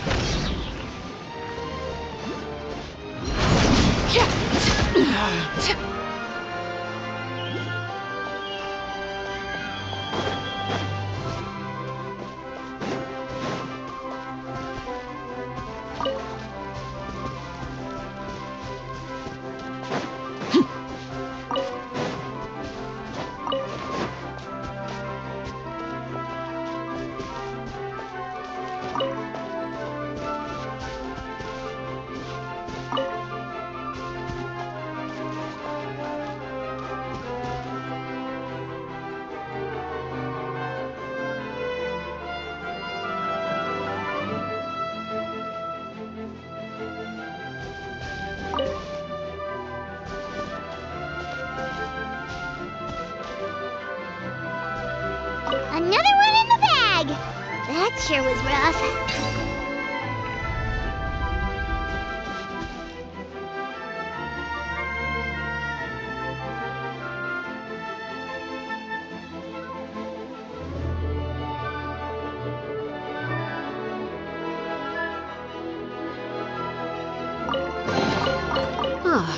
Something worth which to commemorate this occasion.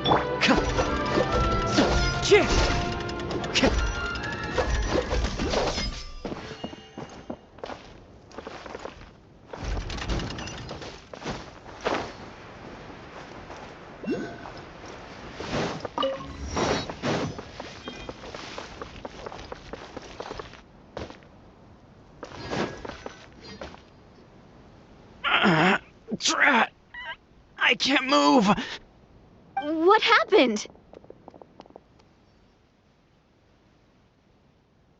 Your Majesty! This conservative radical, he attacked us! He threw the star from the Astral Garden and even stole the magic thread linking the Oracle Pillars! But just as we were about to arrest him, the goddess's magic activated, and now we can't move! No! Nobody touched the celestial gear! What's an oracle pillar? You need to use it to pray to the goddess. I'll explain later. First, let's help these guys.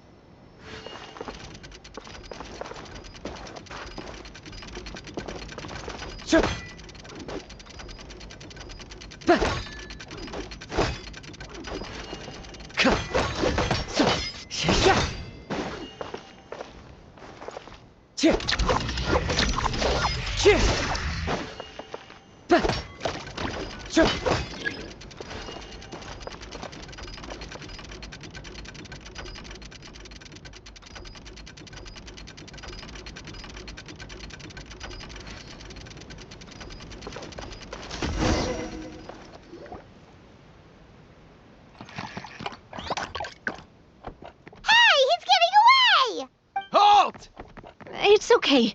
Let him go. But, Your Majesty! Even if we catch up to him now, we won't be able to change his mind, much less quell the fear that many others like him are feeling. All it would do is turn him further against us. Understood, Your Majesty. Also, this is the magic thread he was holding from the Oracle Pillars.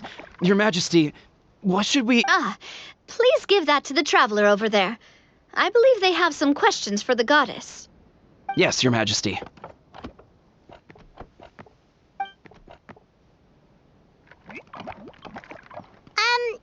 So, what do we do with this exactly? See those oracle pillars over there? Just use the magic thread to connect them together in a specific pattern. and the goddess of prophecy will answer your prayers. Oh! Sounds easy enough. Let's give it a try.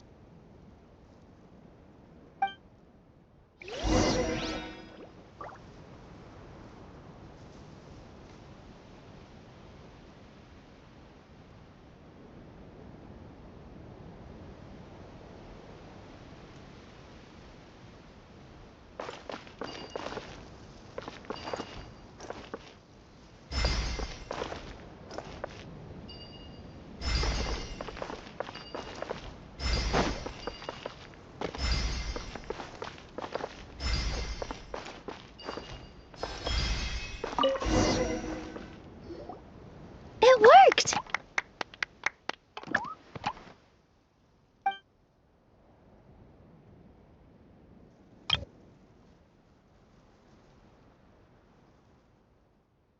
To which course of fate do you seek answers, my child of Simulanka? The hero from another world, supported by their companions, shall restore.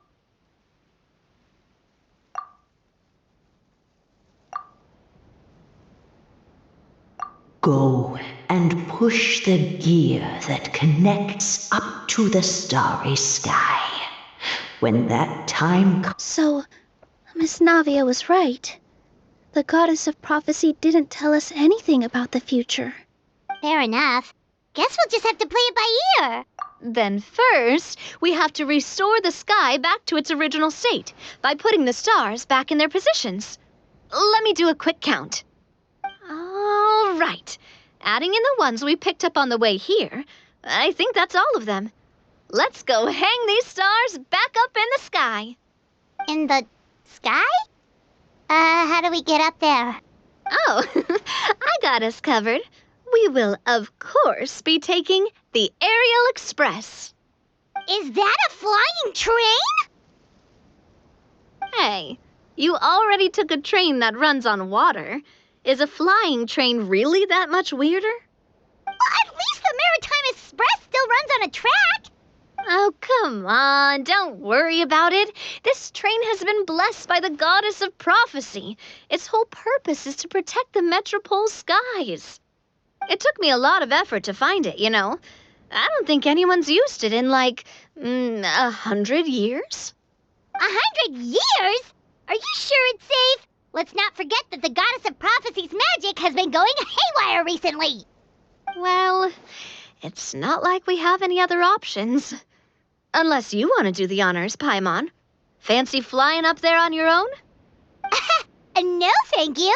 It's way too high up. Oh, wait, Nilu. You've got a feel for how magic works here.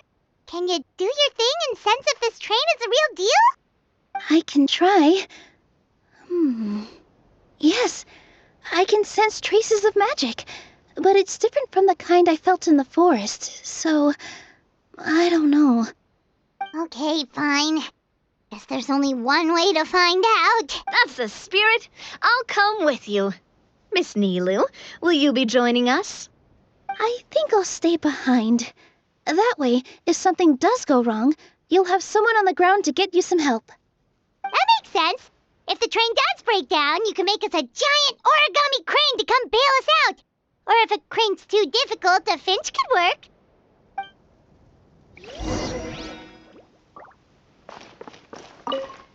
Best of luck!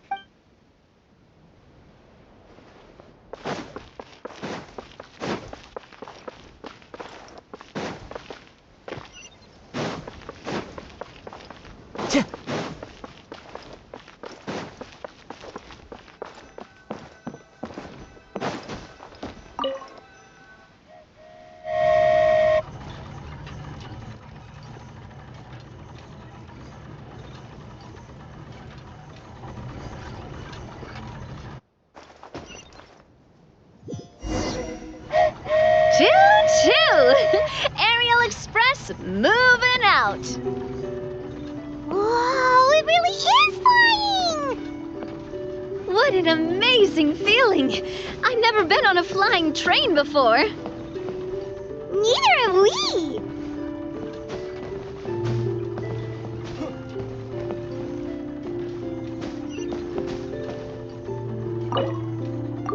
That should do it.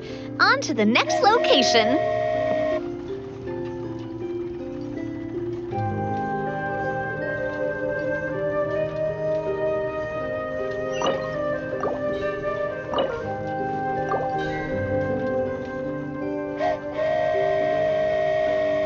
We are so high up. Don't look down.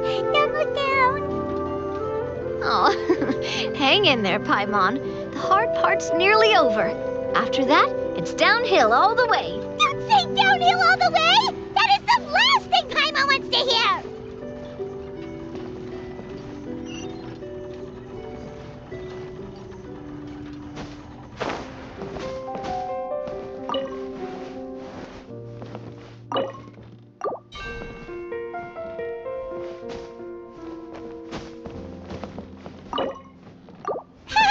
We're finally done! Okay, let's get back down while this train is still working!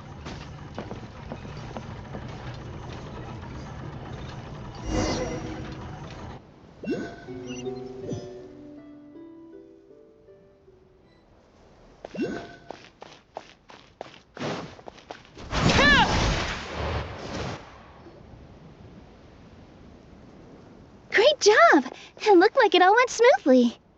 Yeah, and it was an absolute blast, too. You gotta ride with us next time, Miss Nilu. Huh? I'm okay. I think... Halt! What do you think you're doing? Get out of my way! What's going on? Your Majesty, there! Let us through! Stay back! It's okay. Let them through.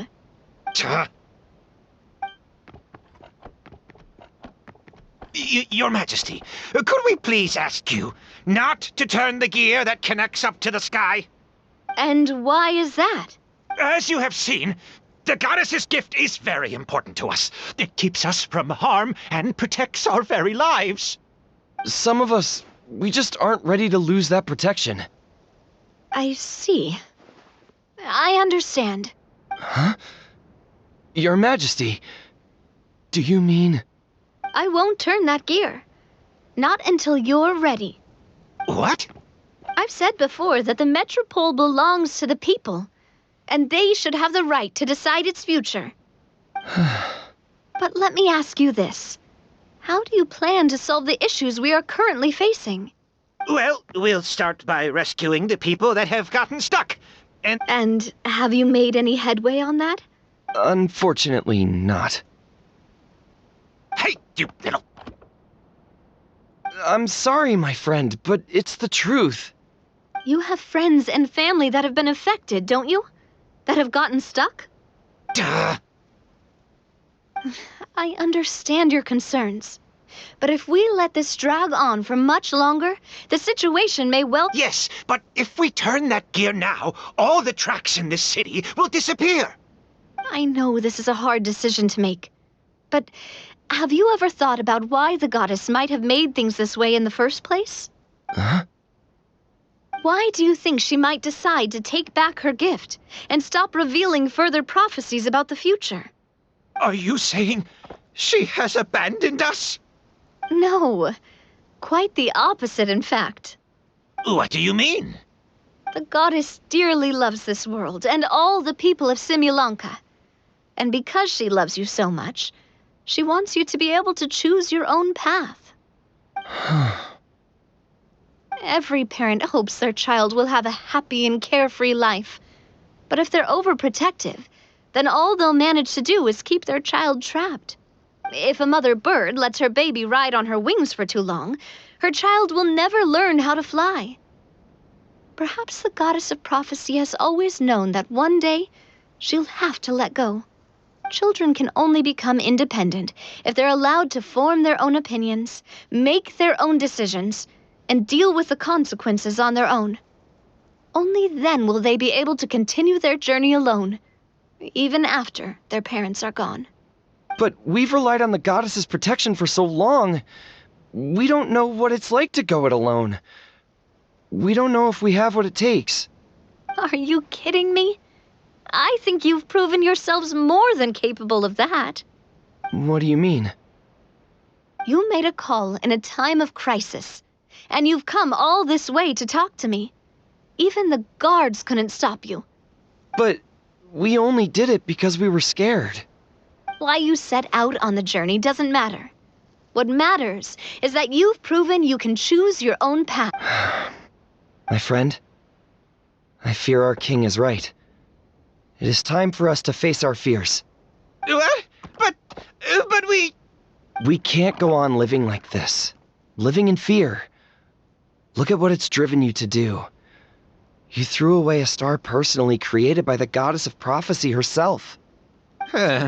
You once revered her more than any of us.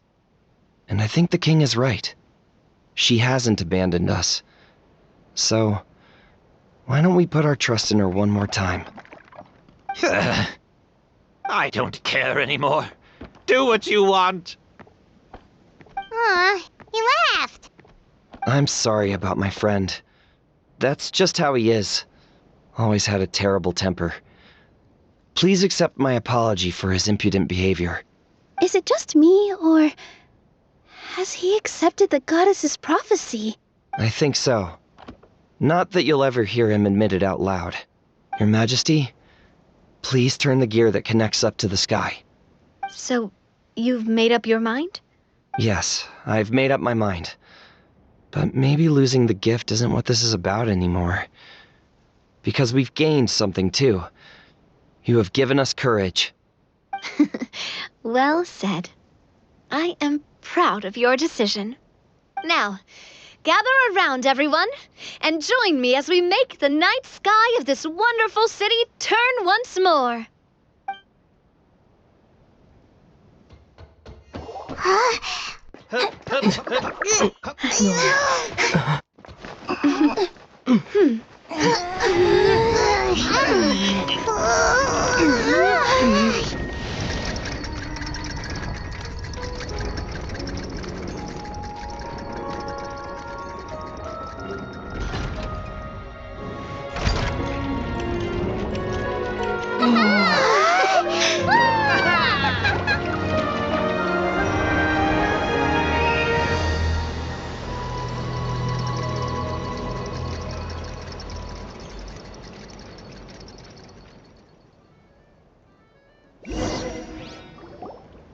So the stars hanging in the sky, they're music notes. This entire metropole is a huge music box! That's incredible! How do you feel? A little scared and uncertain. But for some reason, I feel a lot more at ease. It's as if some kind of huge weight has been lifted from my shoulders. Figured out any next steps? To be honest, not really. But maybe I can start by having a heart-to-heart with that stubborn friend of mine. I have an idea. If you don't know what to do, why don't you start by helping the people around you? You mean the people who got stuck because of the goddess's magic? I mean anyone and everyone who needs your help. By helping others, you'll eventually find your own path. Trust me, I have experience in this. What kind of experience, Your Majesty? Yes. We'll need a formal organization with a catchy name before we go out and start helping people. Why don't we call it the Spina di Rosula? Spina di Rosula? Ooh, or even the Spina di Rosula di Simulanka. Yeah, that's catchy. Wow, big expansion for the Spina. Moving into other worlds now. Spina di Rosula. I like it. It's a great name. Let's do as Your Majesty suggests. Well then, how about I appoint you as the head of the Spina in Simulanka? While I'm off fighting the dragon with the other heroes, it'll be your responsibility to work with the guards and take good care of the people in the metropole. What? You're planning on fighting the dragon? But no, Your Majesty, you must reconsider! He's right. Your Majesty, you can't! How are you two on the same side all of a sudden? Perhaps Your Majesty is unaware of this. The great dragon suddenly broke out from the Titanium mines one day and tore the end of the world to pieces. After that, it spat out a strange fog that surrounded a whole island. No one knows what lies beyond the fog, and no one knows what has become of that poor island. Before Your Majesty arrived, we dispatched many soldiers to fight the dragon, but none came back alive. Yikes. Sounds worse than we thought. Isn't that all the more reason for us to go? There could still be guards trapped there, waiting for... King Navia is right. We cannot simply stand by and watch as the people of this world suffer. Very well. Though I have not served by your side for very long, Your Majesty, 2 days is enough for me to have learned that once your mind is set, any attempts to change it are futile. You're a pretty good judge of character. He probably didn't mean that as a compliment. Since you're serious about this, I won't try and stop you. There's only one way to reach the end of the world, and that's by taking the Maritime Express. Oh, right! So there's a line going there too?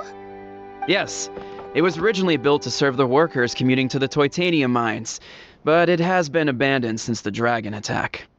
I'll tell the conductor to wait for you at the platform by the side gate to the Metropole first thing tomorrow morning. You're embarking on an extremely dangerous adventure. Please be careful, Your Majesty and friends. Oh, thank you for your concern. While I'm gone, I leave the Metropole in your capable hands. Yes, Your Majesty! Just call me boss from now on. That's what everyone in the Spina calls me, and it's what I'm used to.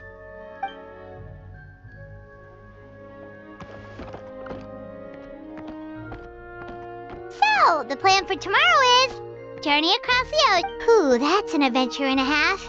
Do all storybook heroes have to work this hard? At least we'll get to see some amazing scenery along the way, right? Plus, we're pretty well equipped for a classic heroes versus dragon story.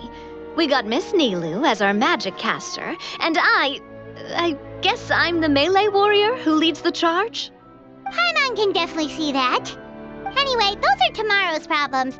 Right now, all Paimon wants is to eat a proper meal, because worst case scenario, if Paimon ends up getting eaten by a dragon, she wants to do it on a full stomach. And something... Well, the origami animals in the forest only drink magic tonic. What do the toy people here in Constellation Metropole eat? Vegetable oil and sawdust, I think.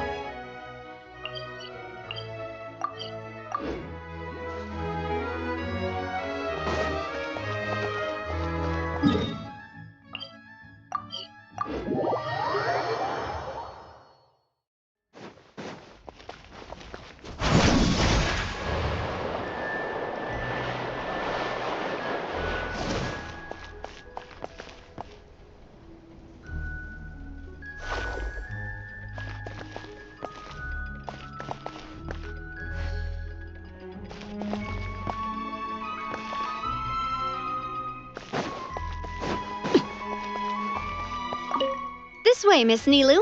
After you. Thank you, Miss Navia, but it's fine. I don't mind not riding the Aerial Express. Oh, what is it? Huh? No, it's not that. Then you'll be fine. If you feel scared, just hold on to my hand. And if you feel really scared, hold on to both of them. You're never gonna see something like this again. Why not just go for it? Yeah. Big circle and...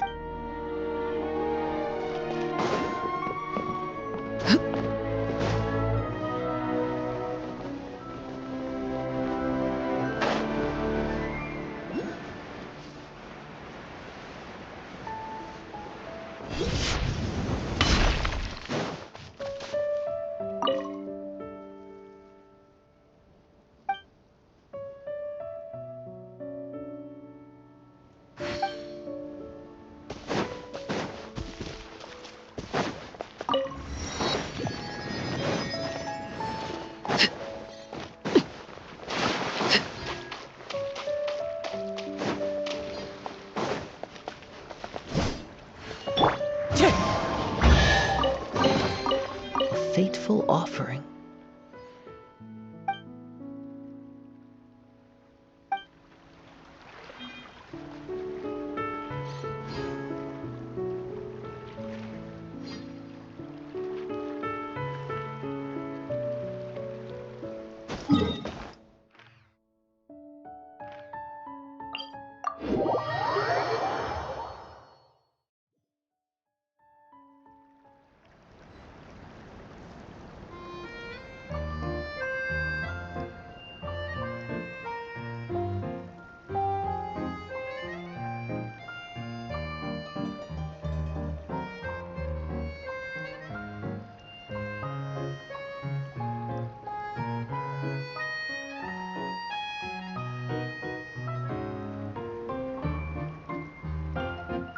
There are leaves around, and I know just the tune to accompany them, if you wish to hear it.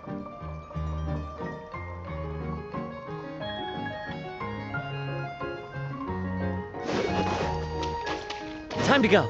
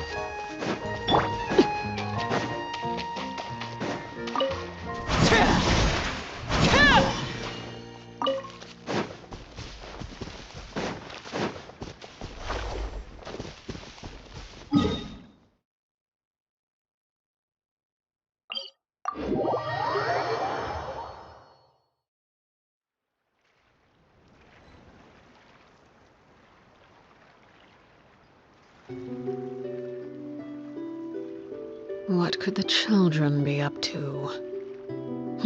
Never mind. Let them do as they please.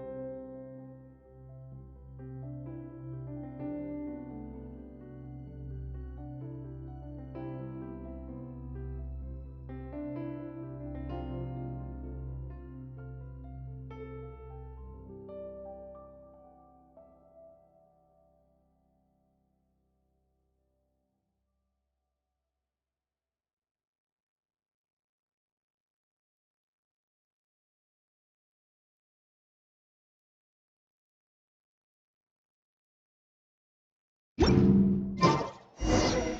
time has come to slay the dragon. How are you feeling? Nervous?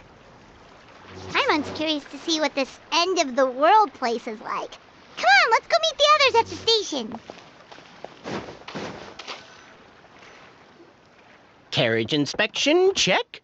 Wheel and axle inspection, check. Power inspection. Good morning, Mr. Wheel. Oh, good morning, heroes of Simulanka. Hey, our old friend Wheel is the driver again. That already puts Paimon at ease. Are you certain you don't want us to accompany you, Your Majesty? I am. You can leave the dragon slaying to us. My partner's a pro. He does it all the time.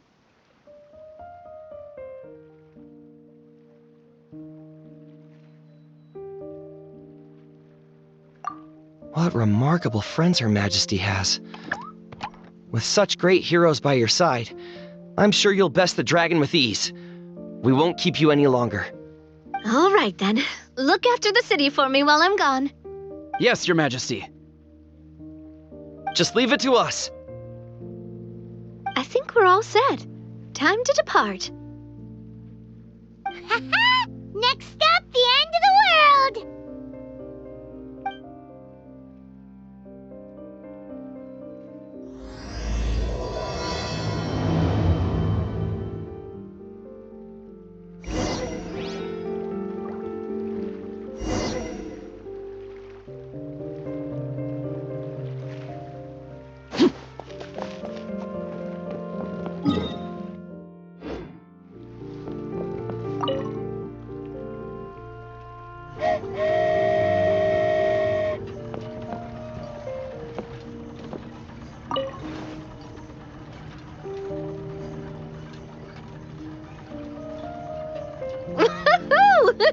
So this is what it feels like to ride a toy train.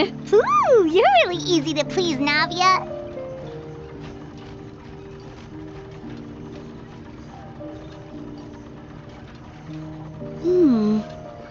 Looks like the fog ahead is getting thicker.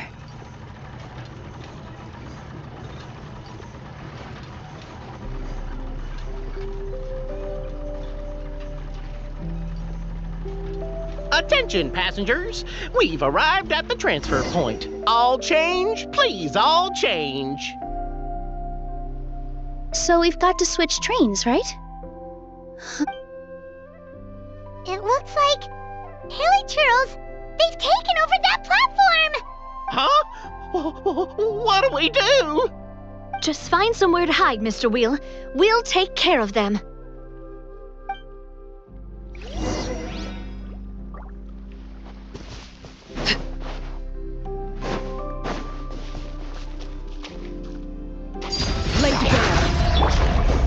The wind knows me.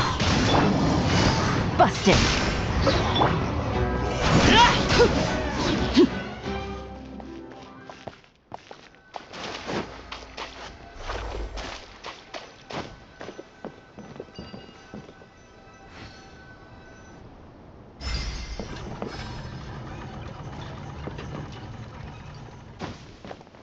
Yeah.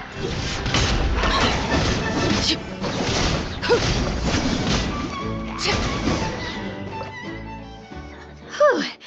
That's all of them. Thank you so much for your help, everyone. Now, let me take a look at the train.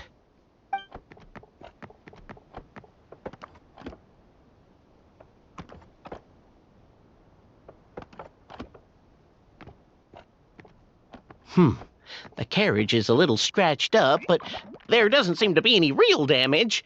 And the engine's still operating normally, so I think we're good to go. Wonderful. Let's keep going then.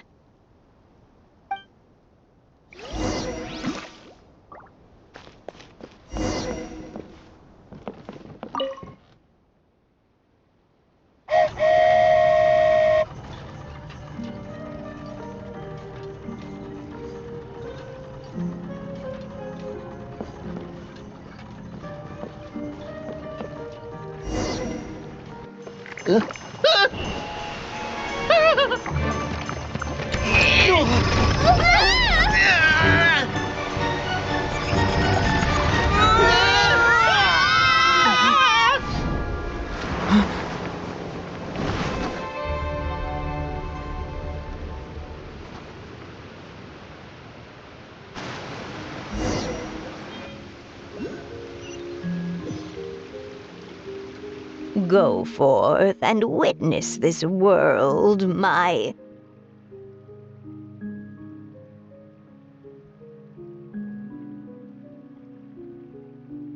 Make sure to be nice to everyone. I leave it to you. Are you okay, Miss Nilu? I'm fine, but I think the traveler is still unconscious. We're lucky this guy caught us on the way down.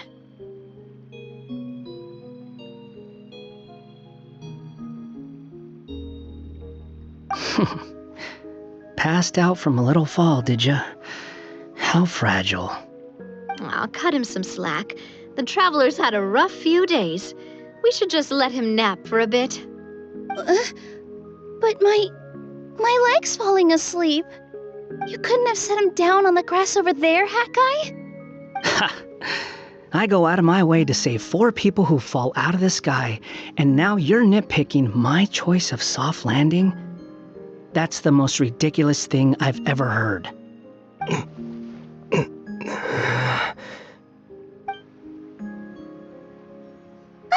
He's awake!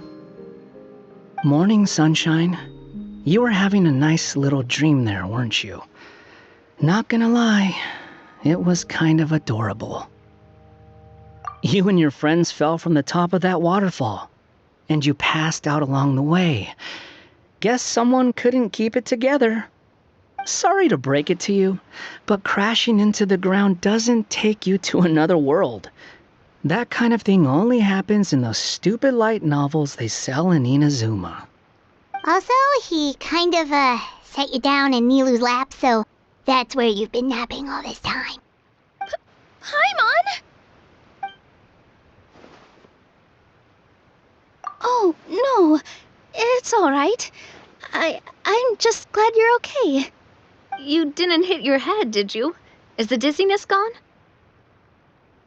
Really? What did they say? The fog you see around here can have a hallucinatory effect.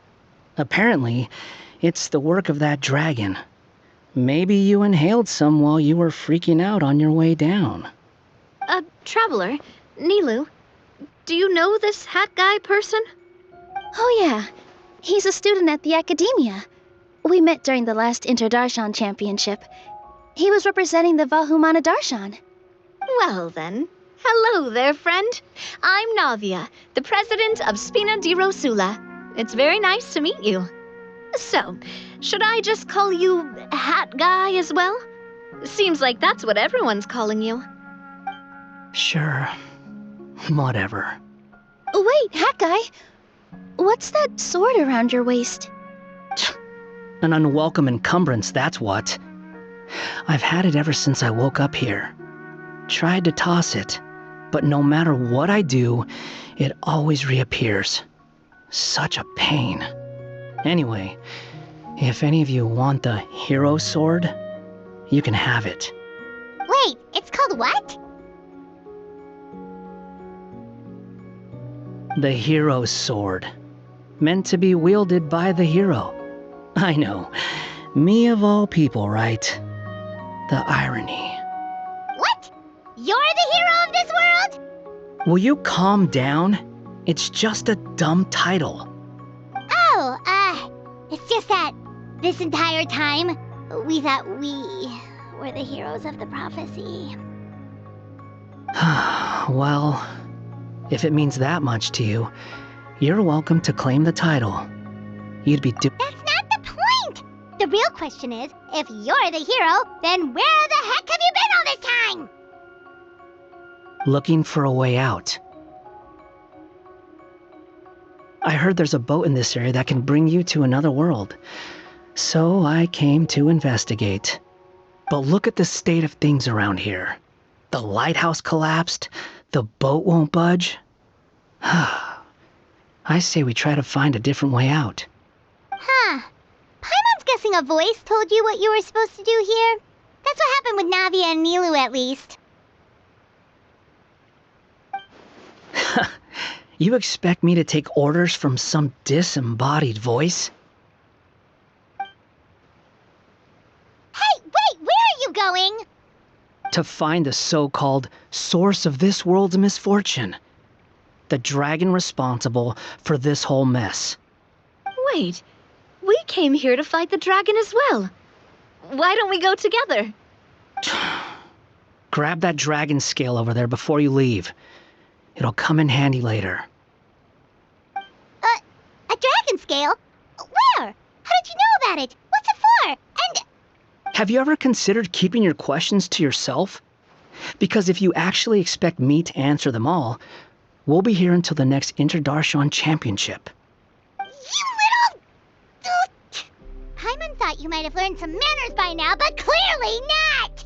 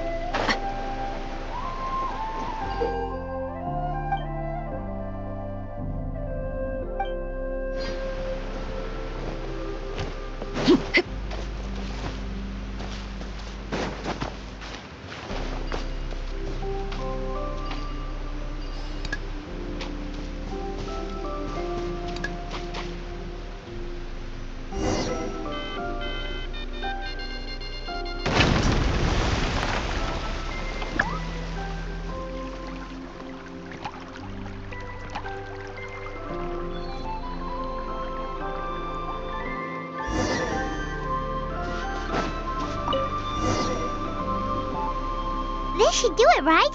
Wow, this scale is amazing! It turns everything it touches into something hard, almost like a toy block! It doesn't seem to work on us, though.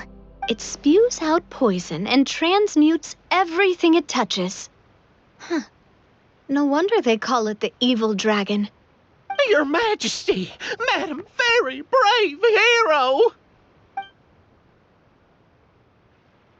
What are you looking at me for? He's obviously talking to you.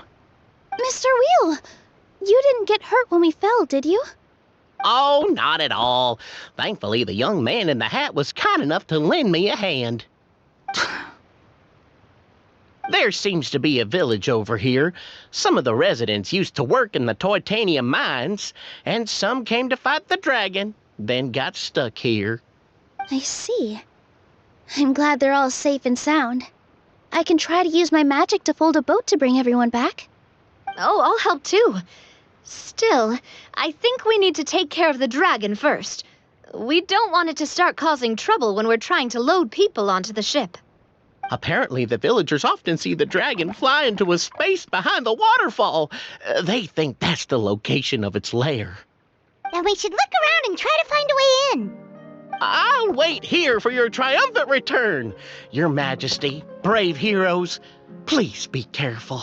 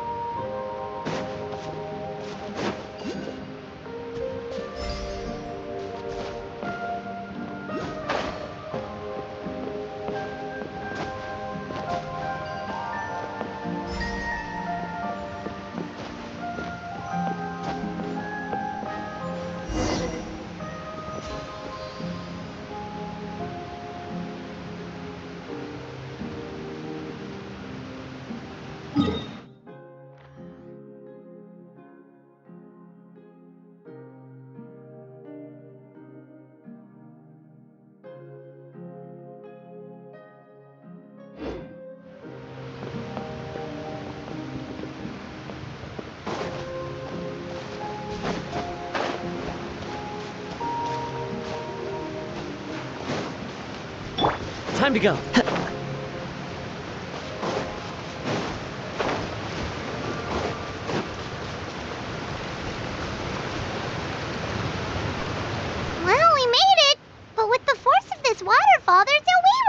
through. Quick, take out the dragon scale. Wait, but... No. Paimon doesn't need to ask you anything. The dragon scale can turn anything it touches into toy blocks, so... Aha! You want to use it to block off the water! See? Paimon can figure things out all on her own.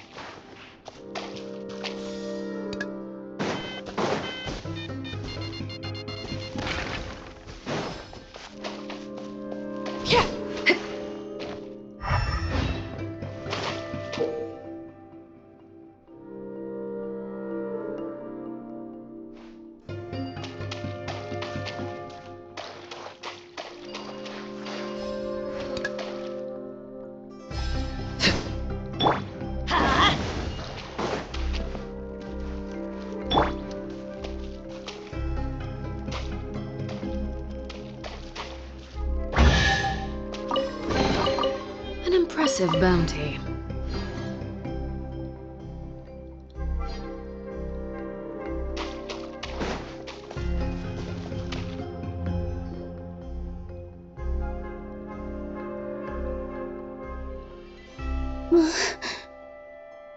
What's wrong, Milu? Oh, nothing. It's just... I sensed a very powerful magical signature just now. Huh. Guess this is the dragon's lair after all. Huh? When did you put your hat on? Well, we're getting ready to fight, aren't we? I feel more comfortable in my regular outfit. Hat Guy also put away that sword around his waist. Should have never had to use this thing to begin with. Do you need to do anything to prepare, Traveler? Paimon's getting kind of nervous seeing everyone else serious like this.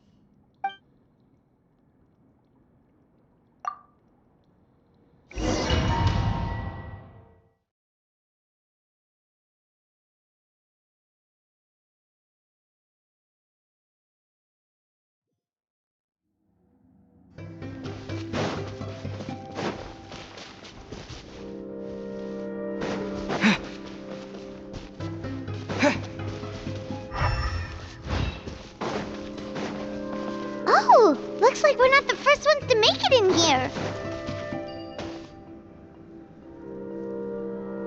Wait, hold on! Let's fight the dragon together! They're already gone! Let's try to catch up! Ooh! What's that sound?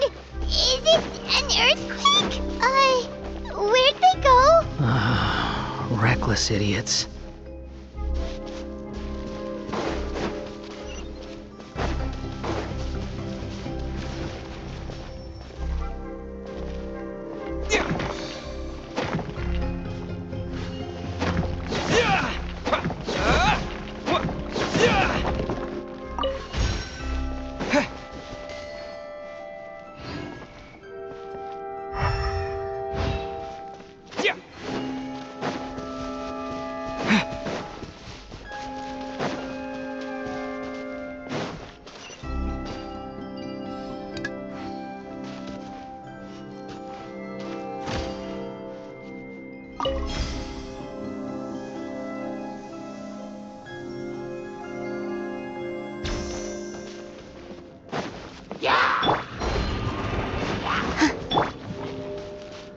Squall Fury! You're dead!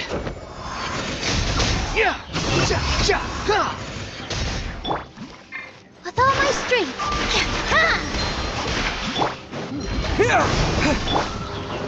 This one's got your name on it!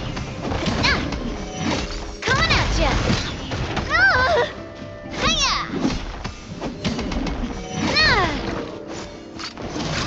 Hey there! Here! The wind rises.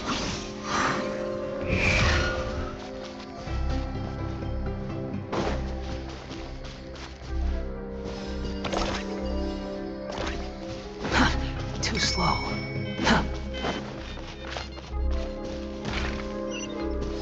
Quit following me.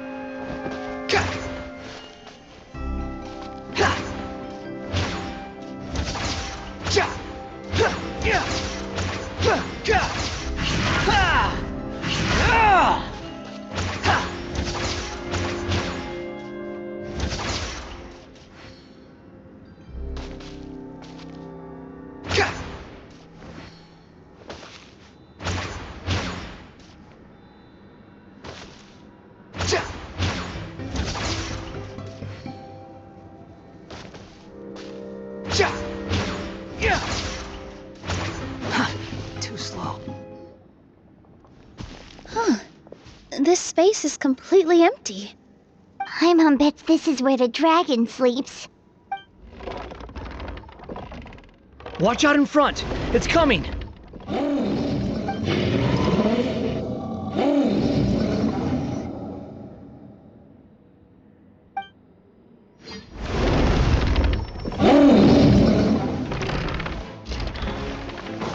Whoa, that dragon is huge! And it just attacked us without warning!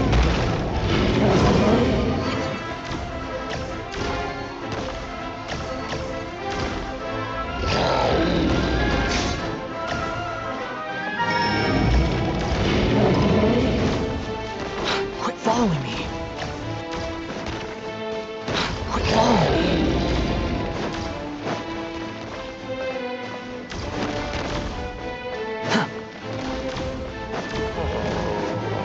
Quit following me.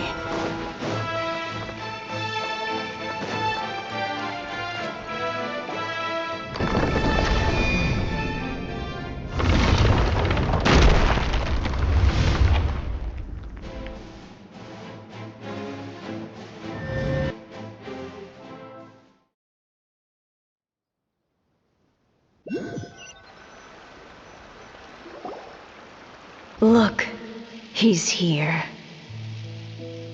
Ah, another new soul has joined this world. But are you sure his fate will be as you described? Of course. My predictions are never wrong. I just don't like that kind of story.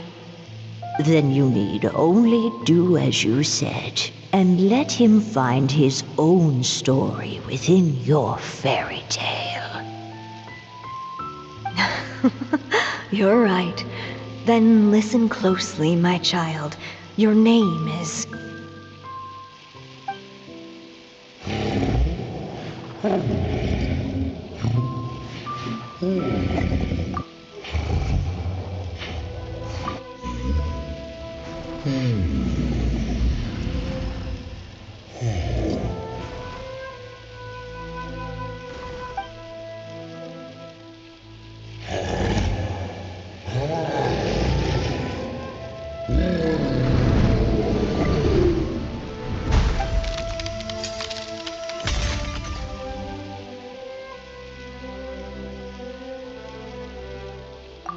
It's the dragon! The dragon that destroyed the titanium mines! Help! Help! Soldiers, pick up your weapons! Destroy that monster!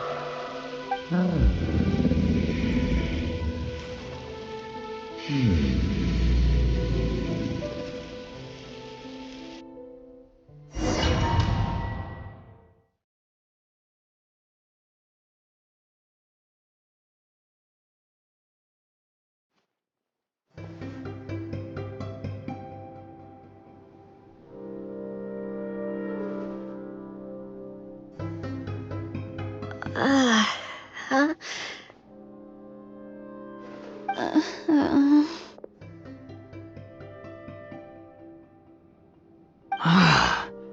How many times am I going to have to save you? Thank you, Hat Guy. Paimon still feels dizzy. Hey, did any of you also see something strange? It was like we were witnessing... The dragon's memories. Sounds like we all saw the same thing just now. Well, we definitely saw a different side to the story.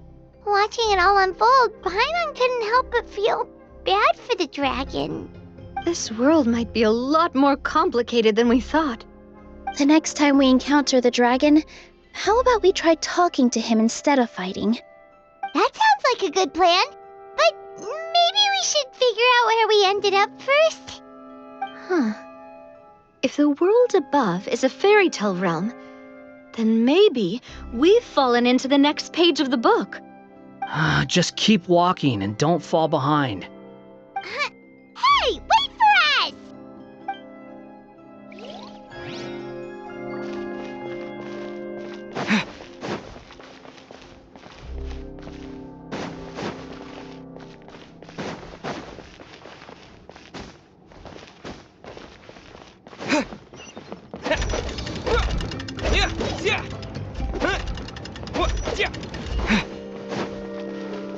Wow, this place looks a lot different from the dragon lair.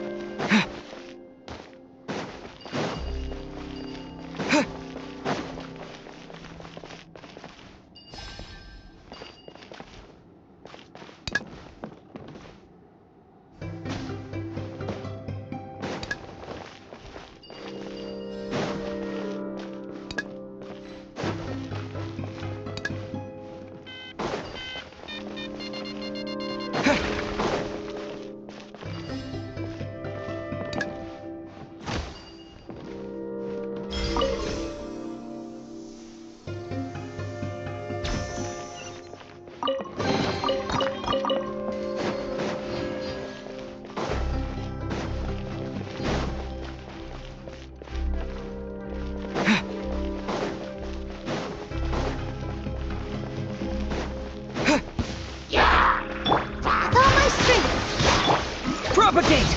Behold! You dare to gaze upon me?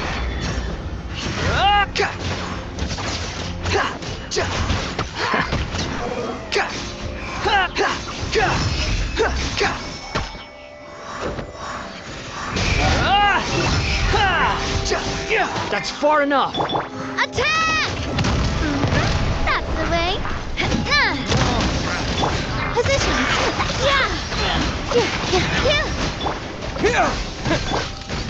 Hey there!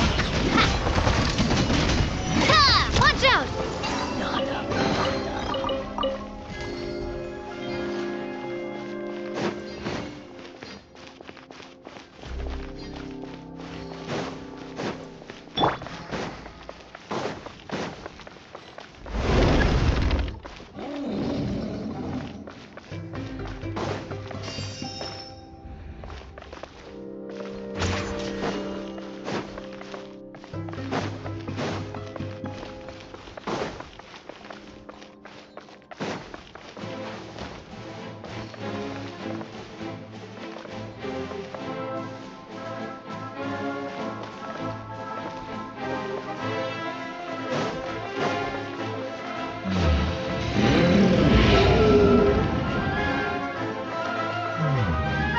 seems angry.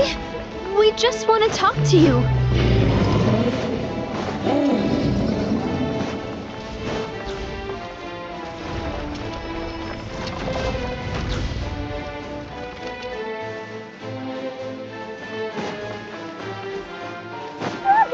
That dragon is coming again! Quit following me. Stop knocking! Nobody's home!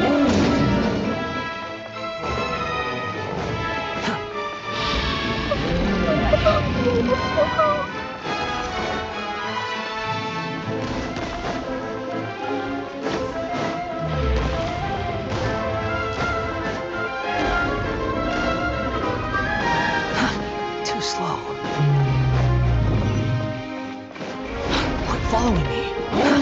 Too slow.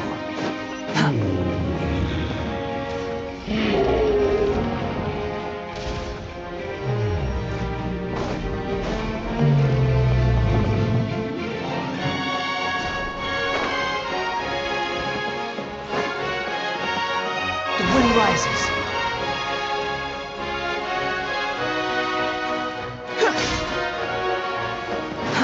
Too slow.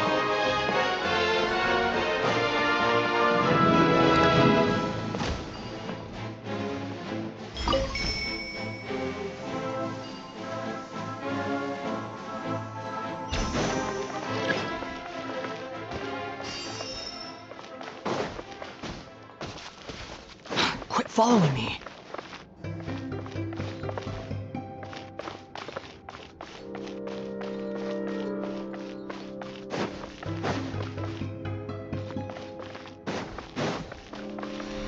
Our home! It was destroyed by that evil dragon! The stars! It flew away with the Metropole stars! Oh no! We didn't get eaten by the dragon? The dragon just dropped us off here? Hi, guy! You're getting too far away! Ah. He's just up ahead. Is he trying to lure us somewhere? Well, I'd say we were the ones who backed him into a corner. But we just want to ask him a few questions about his past. He's had year after year of people coming here to try to take his head. If you ask me, his reaction is perfectly normal. Maybe there's still something we can do to calm him down? I wouldn't count on it. Maybe his earlier attacks were just a warning, but now he's actually getting serious. Prepare for a final battle. Sometimes it takes a little force for someone to finally wake up.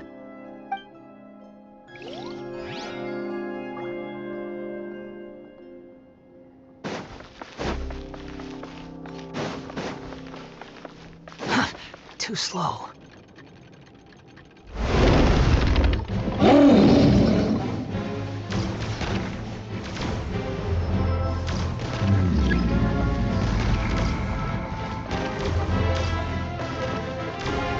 Quit following me.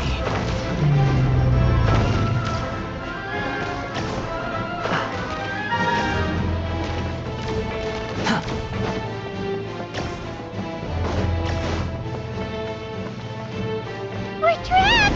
Ah, stubborn beast. You really want to get beat up that bad?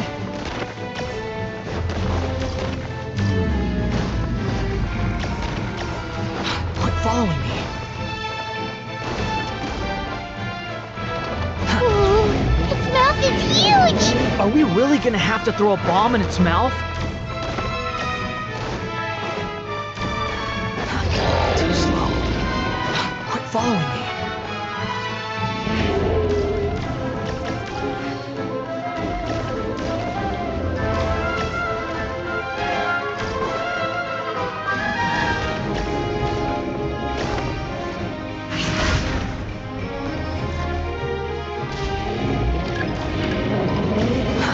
Too slow.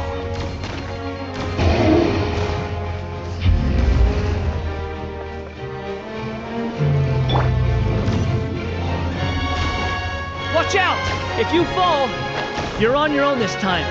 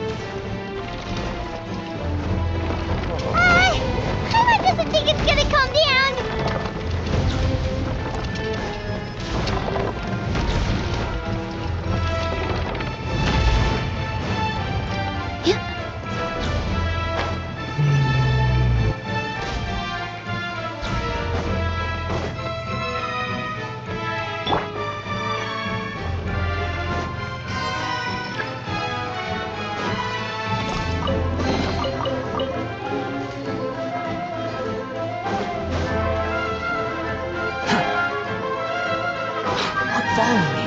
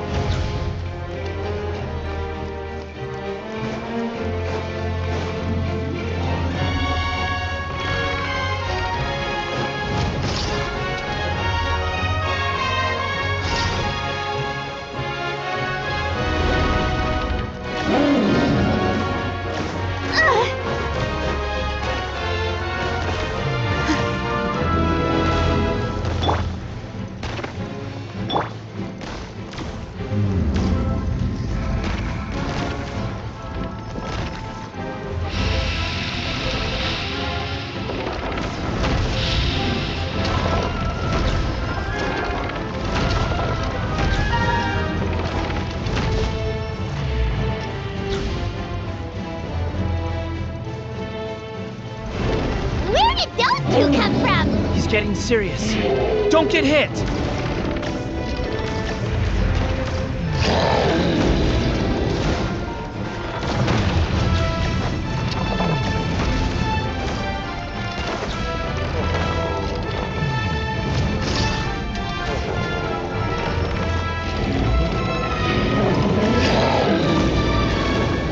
Look, there's a bomb over there! Just like before. Throw the bomb right into its mouth!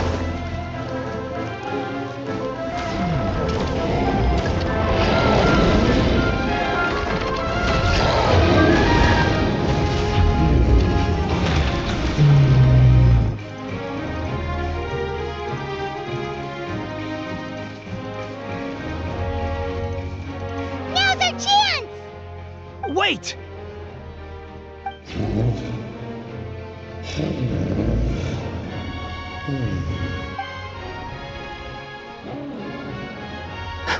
Huh?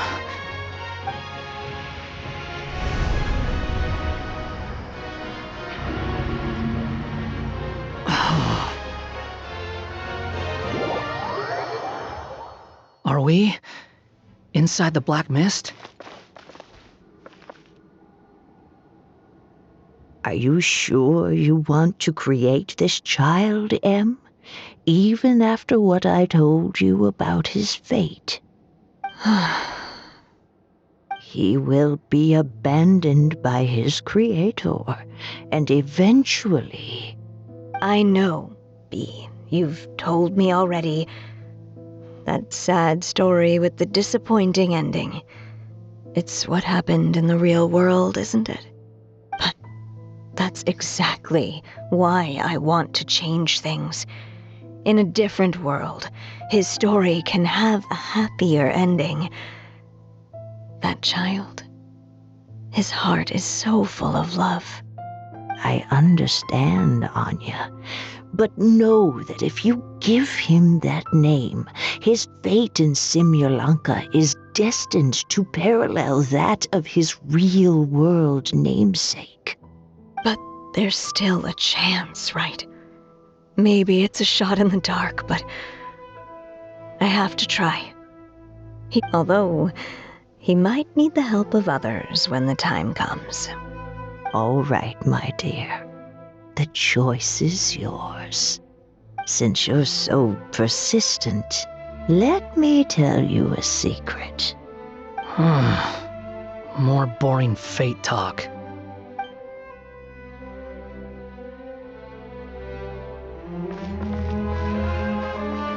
Quit following me.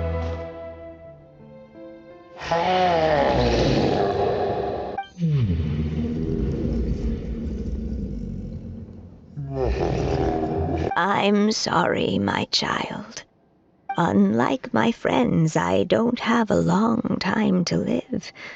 All said and done, the story of my life will be shorter than the fairy tales in this book. It's okay. It's okay. Once I'm gone, I will become a star in Simulanka and watch over you from above. Go forth and witness this world, my child. Make sure to be nice to everyone.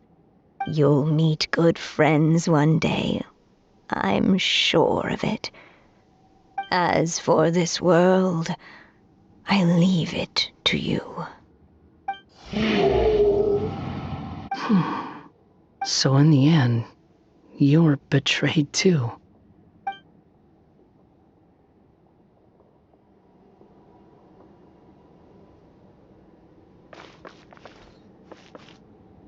Hey, Mr. Dragon!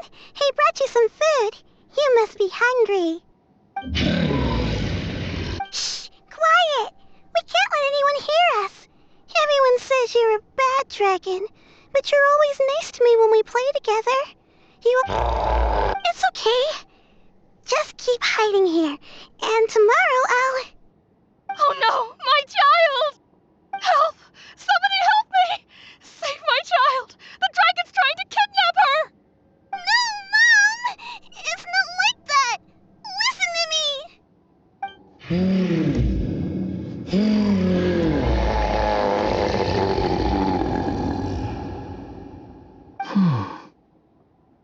So you're hated by people too.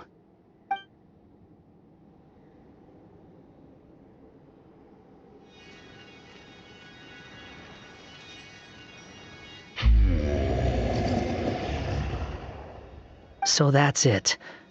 That's really your wish? To never have been born at all? That's not a fate you should wish for.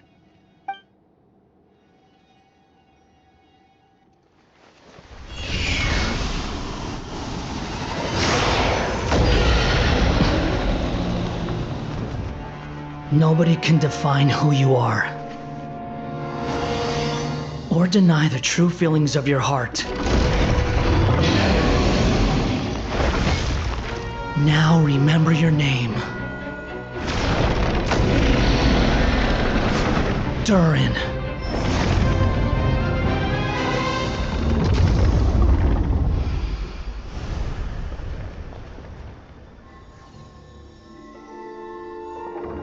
It's all right now.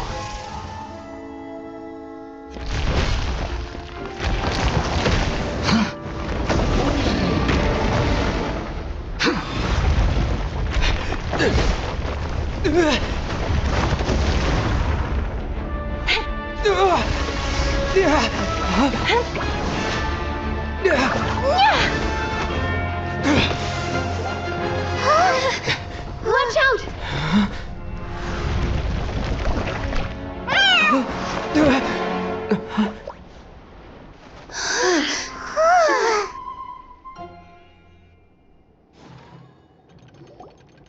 That was a close call. Are you guys all right?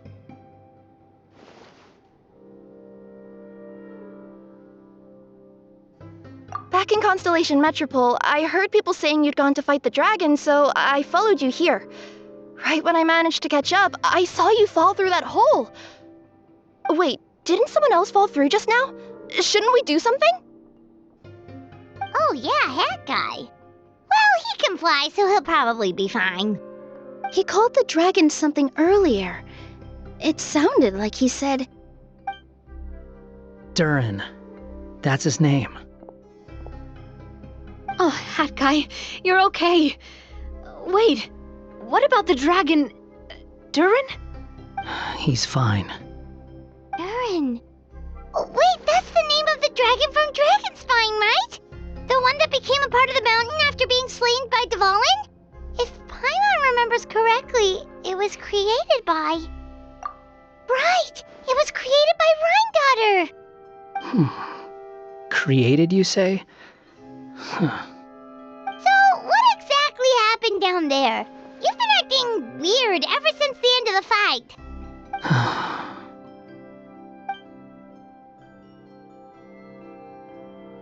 So that's the truth about Simulanka's evil dragon. What we saw in the mist weren't hallucinations, but the dragon's memories.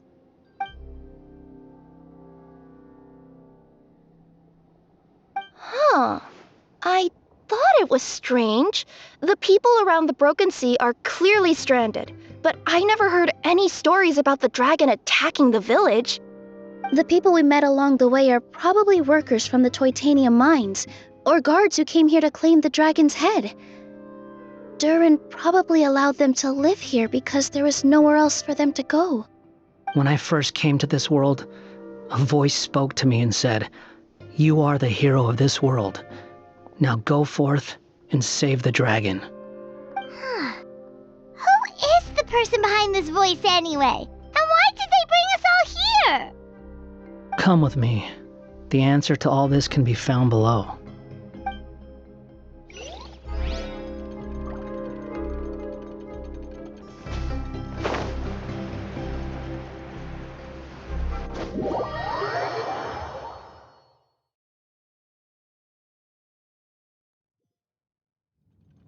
Is this a study? That's right. It belongs to the goddess of fate. Goddess of fate? As in one of the 3 goddesses? Or more precisely, M. One of the mages of the Hexenzirkel. Hexenzirkel? As in... Sorry, Paimon shouldn't just regurgitate everything you say. It's a lot to take in. She created the story of Durin. Well, the Simulanka version at least. These records should cover most of what you want to know, including the identities of the other 2 goddesses. Read them for yourselves.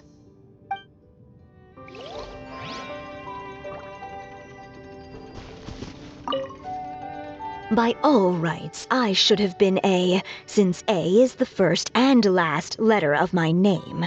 But Alice overruled me on the basis of seniority and said I should be M instead because of my middle name. She really knows how to push my buttons. Still, her magic never fails to amaze me. I still can't believe she got one of my origami frogs to start talking. Why don't I write a story with origami animals as the main characters? Let's see.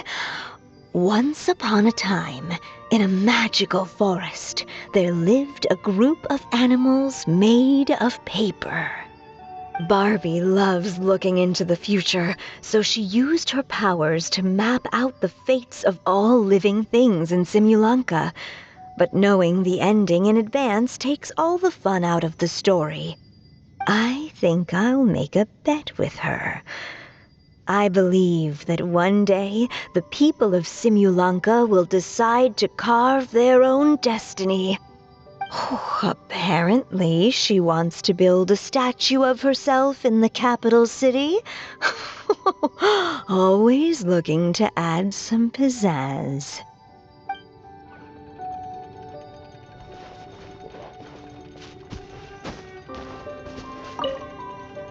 My dear sisters, I fear my pen shall soon run dry. Even now, as I write this letter to you, my dexterity is all but failing me. Thank you for enjoying my stories and for creating this world for me. The time we spent together was the most wonderful youth I could have asked for. I always feel so young when we're together. A says that even after I'm gone, the goddess of fate in Simulanka will continue to exist and carry on granting people's wishes. It makes me glad. If you ever want to chat, feel free to pay a visit to the goddess statue. Just don't wish for anything weird.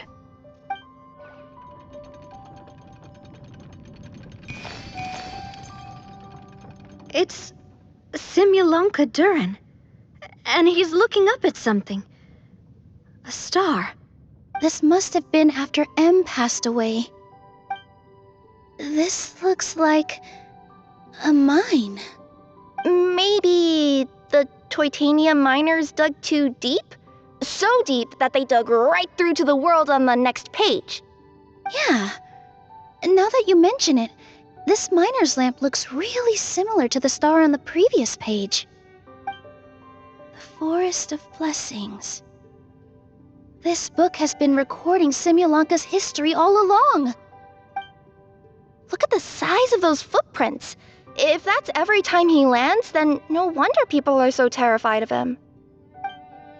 So that's why you took the stars. Because you missed your mom.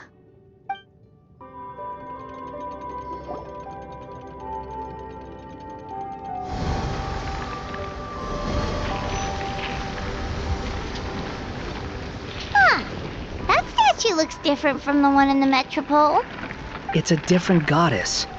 This one is the goddess of fate.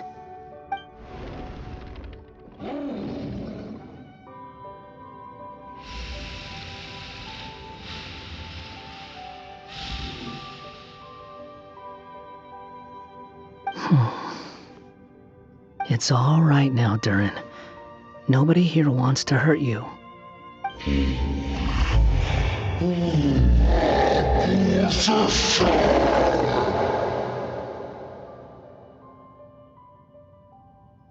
say that, Durin! Paimon made a mistake. She was wrong about you. But it's nice to talk, isn't it? Now that we've all calmed down?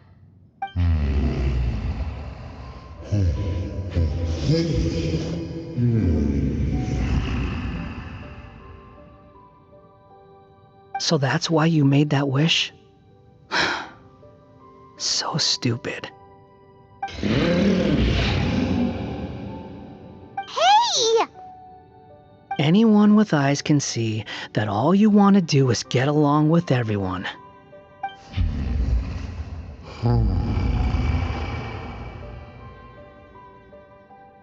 You just want to make friends, people to play with, to talk to, people who accept you, or at least accept your apology. Oh, you've never hurt anyone. Heck, the idea never even crossed your mind. Sure, you scared a bunch of people half to death, but that's only because they had no idea what kind of dragon you really are. Yeah. If you had a heart-to-heart with them, I'm sure they'd come to understand you and see your point of view.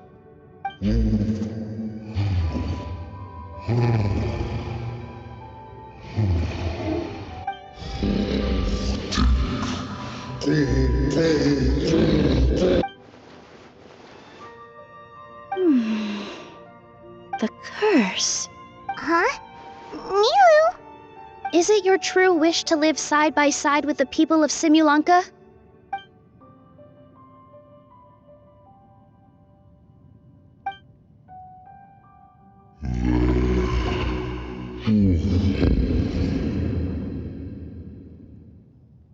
Then close your eyes and make a wish to the goddess of fate. We will help make your wish come true. Just trust me.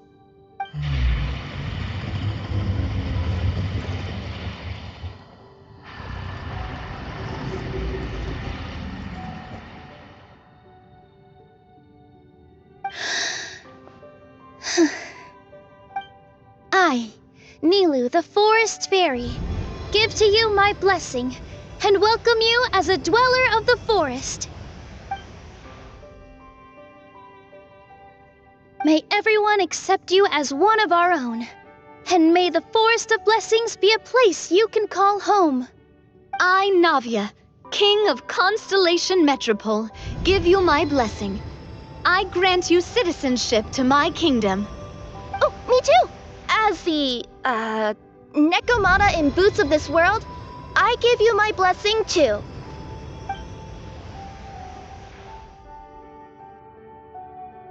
Wait, what's going on?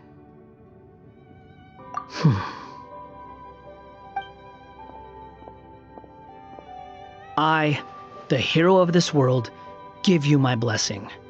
I recognize you as a resident of Simulanka. May you find acceptance in this world. Also, speaking as someone who'd like to be your friend, I wish you all the best for the future.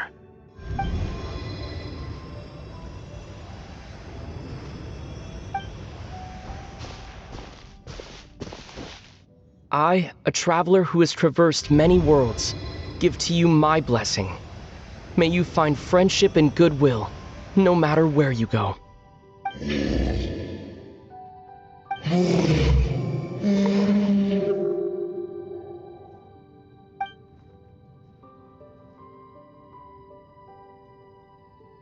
As for this world, I leave it to you.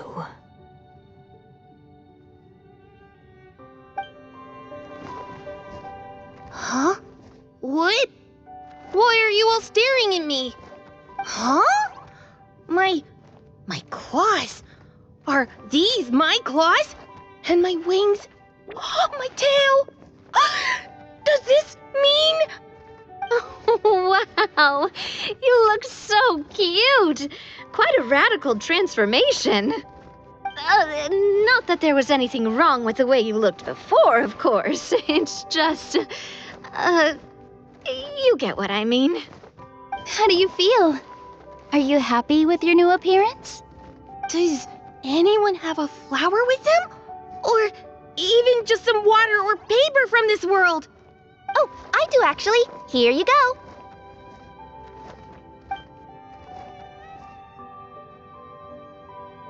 They're not changing.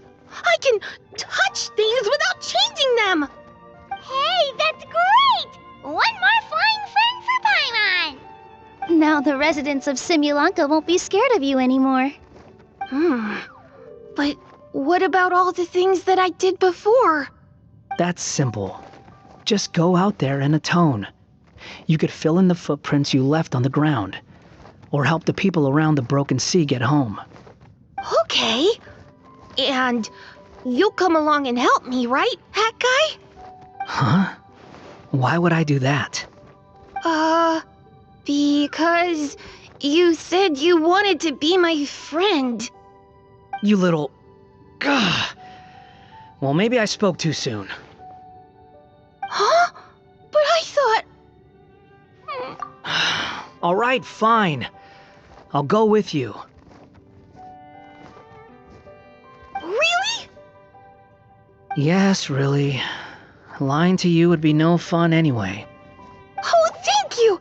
You're the first friend to call me by my name! Let's go back up. I'm about to suffocate down here. Oh, it feels so good to finally see Hat Guy meet his match. Yeah, okay. Paimon just never thought we'd see the day, that's all. All right, let's also head back up then. Don't be scared, Durin. We'll be right by your side. Thank you for your blessings, everyone! Oh, this is the happiest day I've had in a really long time!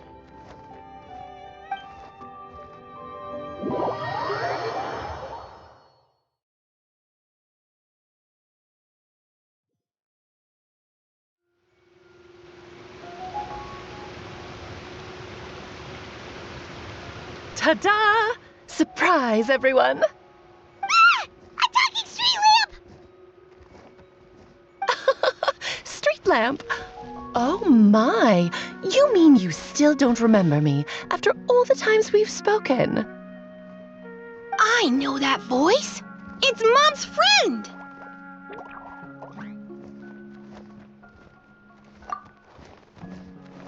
Hello there, traveler and friends. And Durin, it's good to see you. You've changed quite a lot. In fact, you look so different that perhaps I should call you Mini Durin. Mini Durin, huh? Yeah, I like the sound of that. It's nice being smaller. You must be one of the 3 goddesses of this world. Are you the goddess of creation? Yep, that's right. But although it's the most impressive sounding of the 3, to be honest, we all made an equal contribution toward the founding of this world. If you've ever read any of M's stories, you'll know just how enchanting the worlds are that she writes about. So enchanting that I just had to step inside and explore it for real. So I got B involved, and with M's consent, created the world of Simulanka. Whoa, whoa, whoa! You're getting a little ahead of yourself. First things first, would you mind explaining what you're doing here? In fact, no! What are we even doing here? Don't worry, all will be revealed. After everything you accomplished on your journey, you're free to ask me anything you want. Let's start with your first question then. I'm here because I sensed a great magic power emanating from the book just now, and I couldn't resist the urge to peek inside and check it out. That must have been when we all gave Minnie Durin our blessings, right? Yes, exactly. In the world of fairy tales, words and emotions often carry far more power than any spell. It's all thanks to your magic that Minnie Durin was able to take this form. Come say hi to me, little one. Oh, look at you. You're as cute as a button. So, what about us? Was it always part of the plan that we'd come here? Plan isn't the word I'd use. If you ask me, I'd say fate works in mysterious ways. When Durin of Simulanka made his wish to the goddess of fate, it just so happened that in a world far away, all of you wonderful people were holding a copy of M's fairy tale at that exact moment. And because of your noble and kind souls, you were selected by the goddess of fate to come and save this world.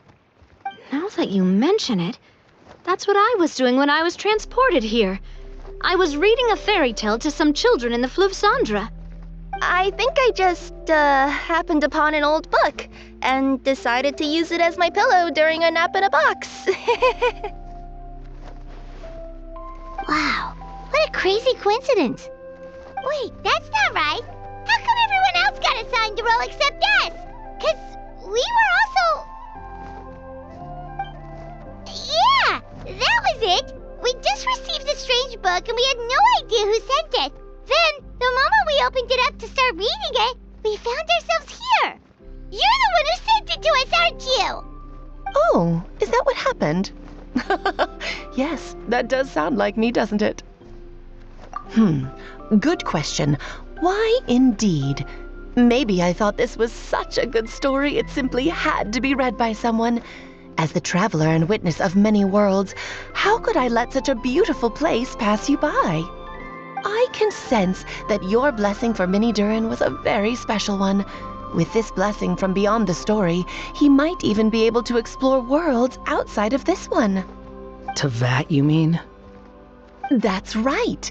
In fact, back when we were first creating Simulanka, Em told us that she hoped the people of this world would one day be able to explore the wider world beyond. Every story has an ending, but if the story becomes reality, it should have the right to choose its own path. So, in other words, the predestined lives these people lead were always going to disappear one way or another. Wait, so even if the people here get to go to other worlds, surely there's gotta be a way we can leave too, right? Don't you realize you've been able to leave all along? Huh? You can either take the boat at the Broken Sea or touch the giant bookmark at the Cliff of Prophecy. All you need to do if you want to leave is focus on the place you want to go. How were we supposed to know that if you never told us? Huh, didn't I? Well, given how smart and capable you are, surely it can't have posed a huge problem for you. As for your other friends who were summoned here, if I had to guess, I'd say the Goddess of Fate probably didn't tell them about it because she wanted them to get engrossed in the story. She's M's reflection, after all. It wouldn't surprise me if she shares M's love for cliffhangers. Anyway, I think that answers your questions, yes? What do you all plan to do next? I'm gonna go say sorry to the people of this world. After that, I want to start protecting Simulanka, just like Mom told me to. Now we know how easy it is to get back home. Paimon's suddenly not in such a hurry to leave. Same here. It's not every day that you get to come to such a magical world. I, for one, plan to explore it a little longer. I'm glad to hear it. Maybe I should invite some other friends to join you too. By the way, Minnie Durin, I'm delighted to see you've made some new friends.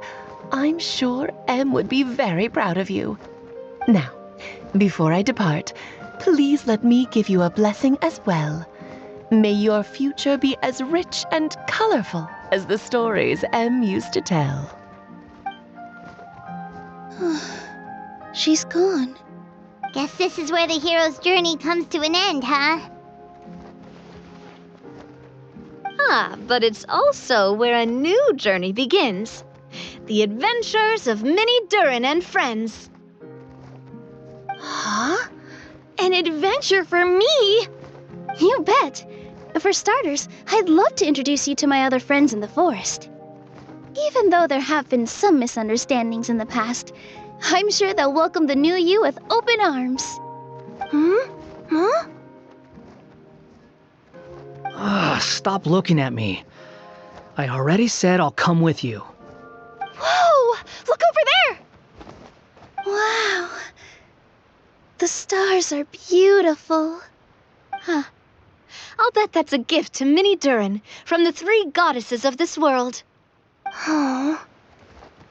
Thank you, Mom.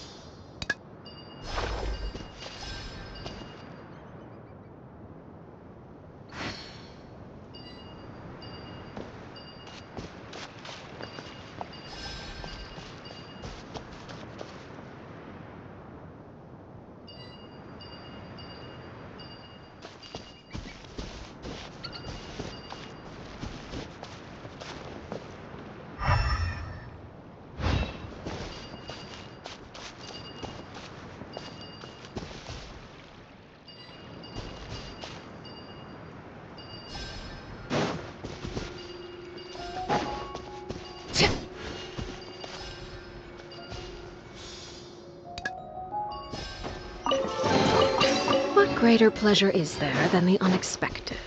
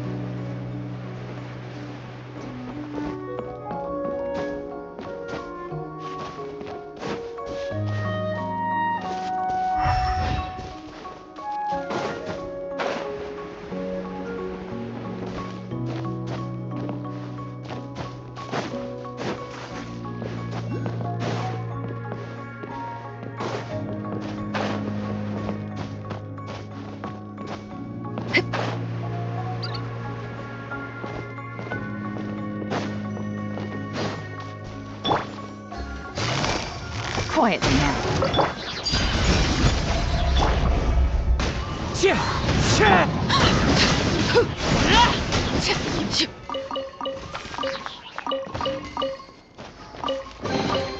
What greater pleasure is there than the unexpected?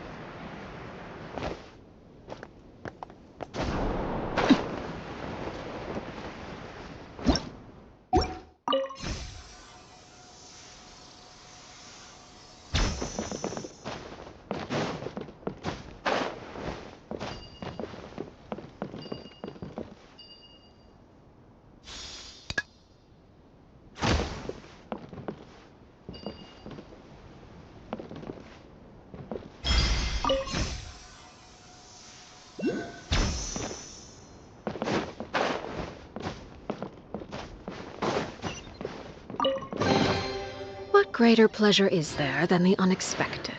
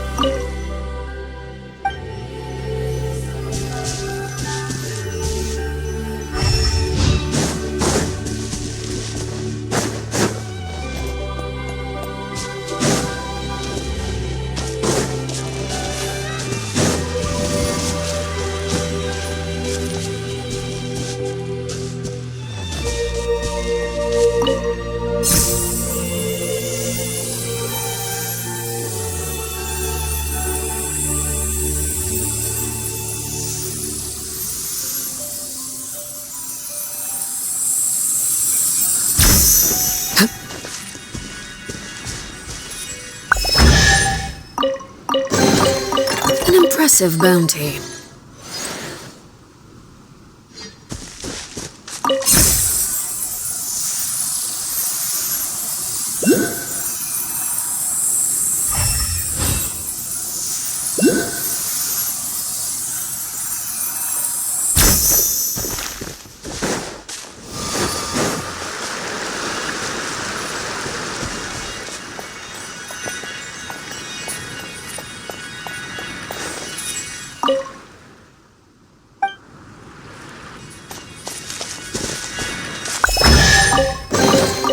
An impressive bounty.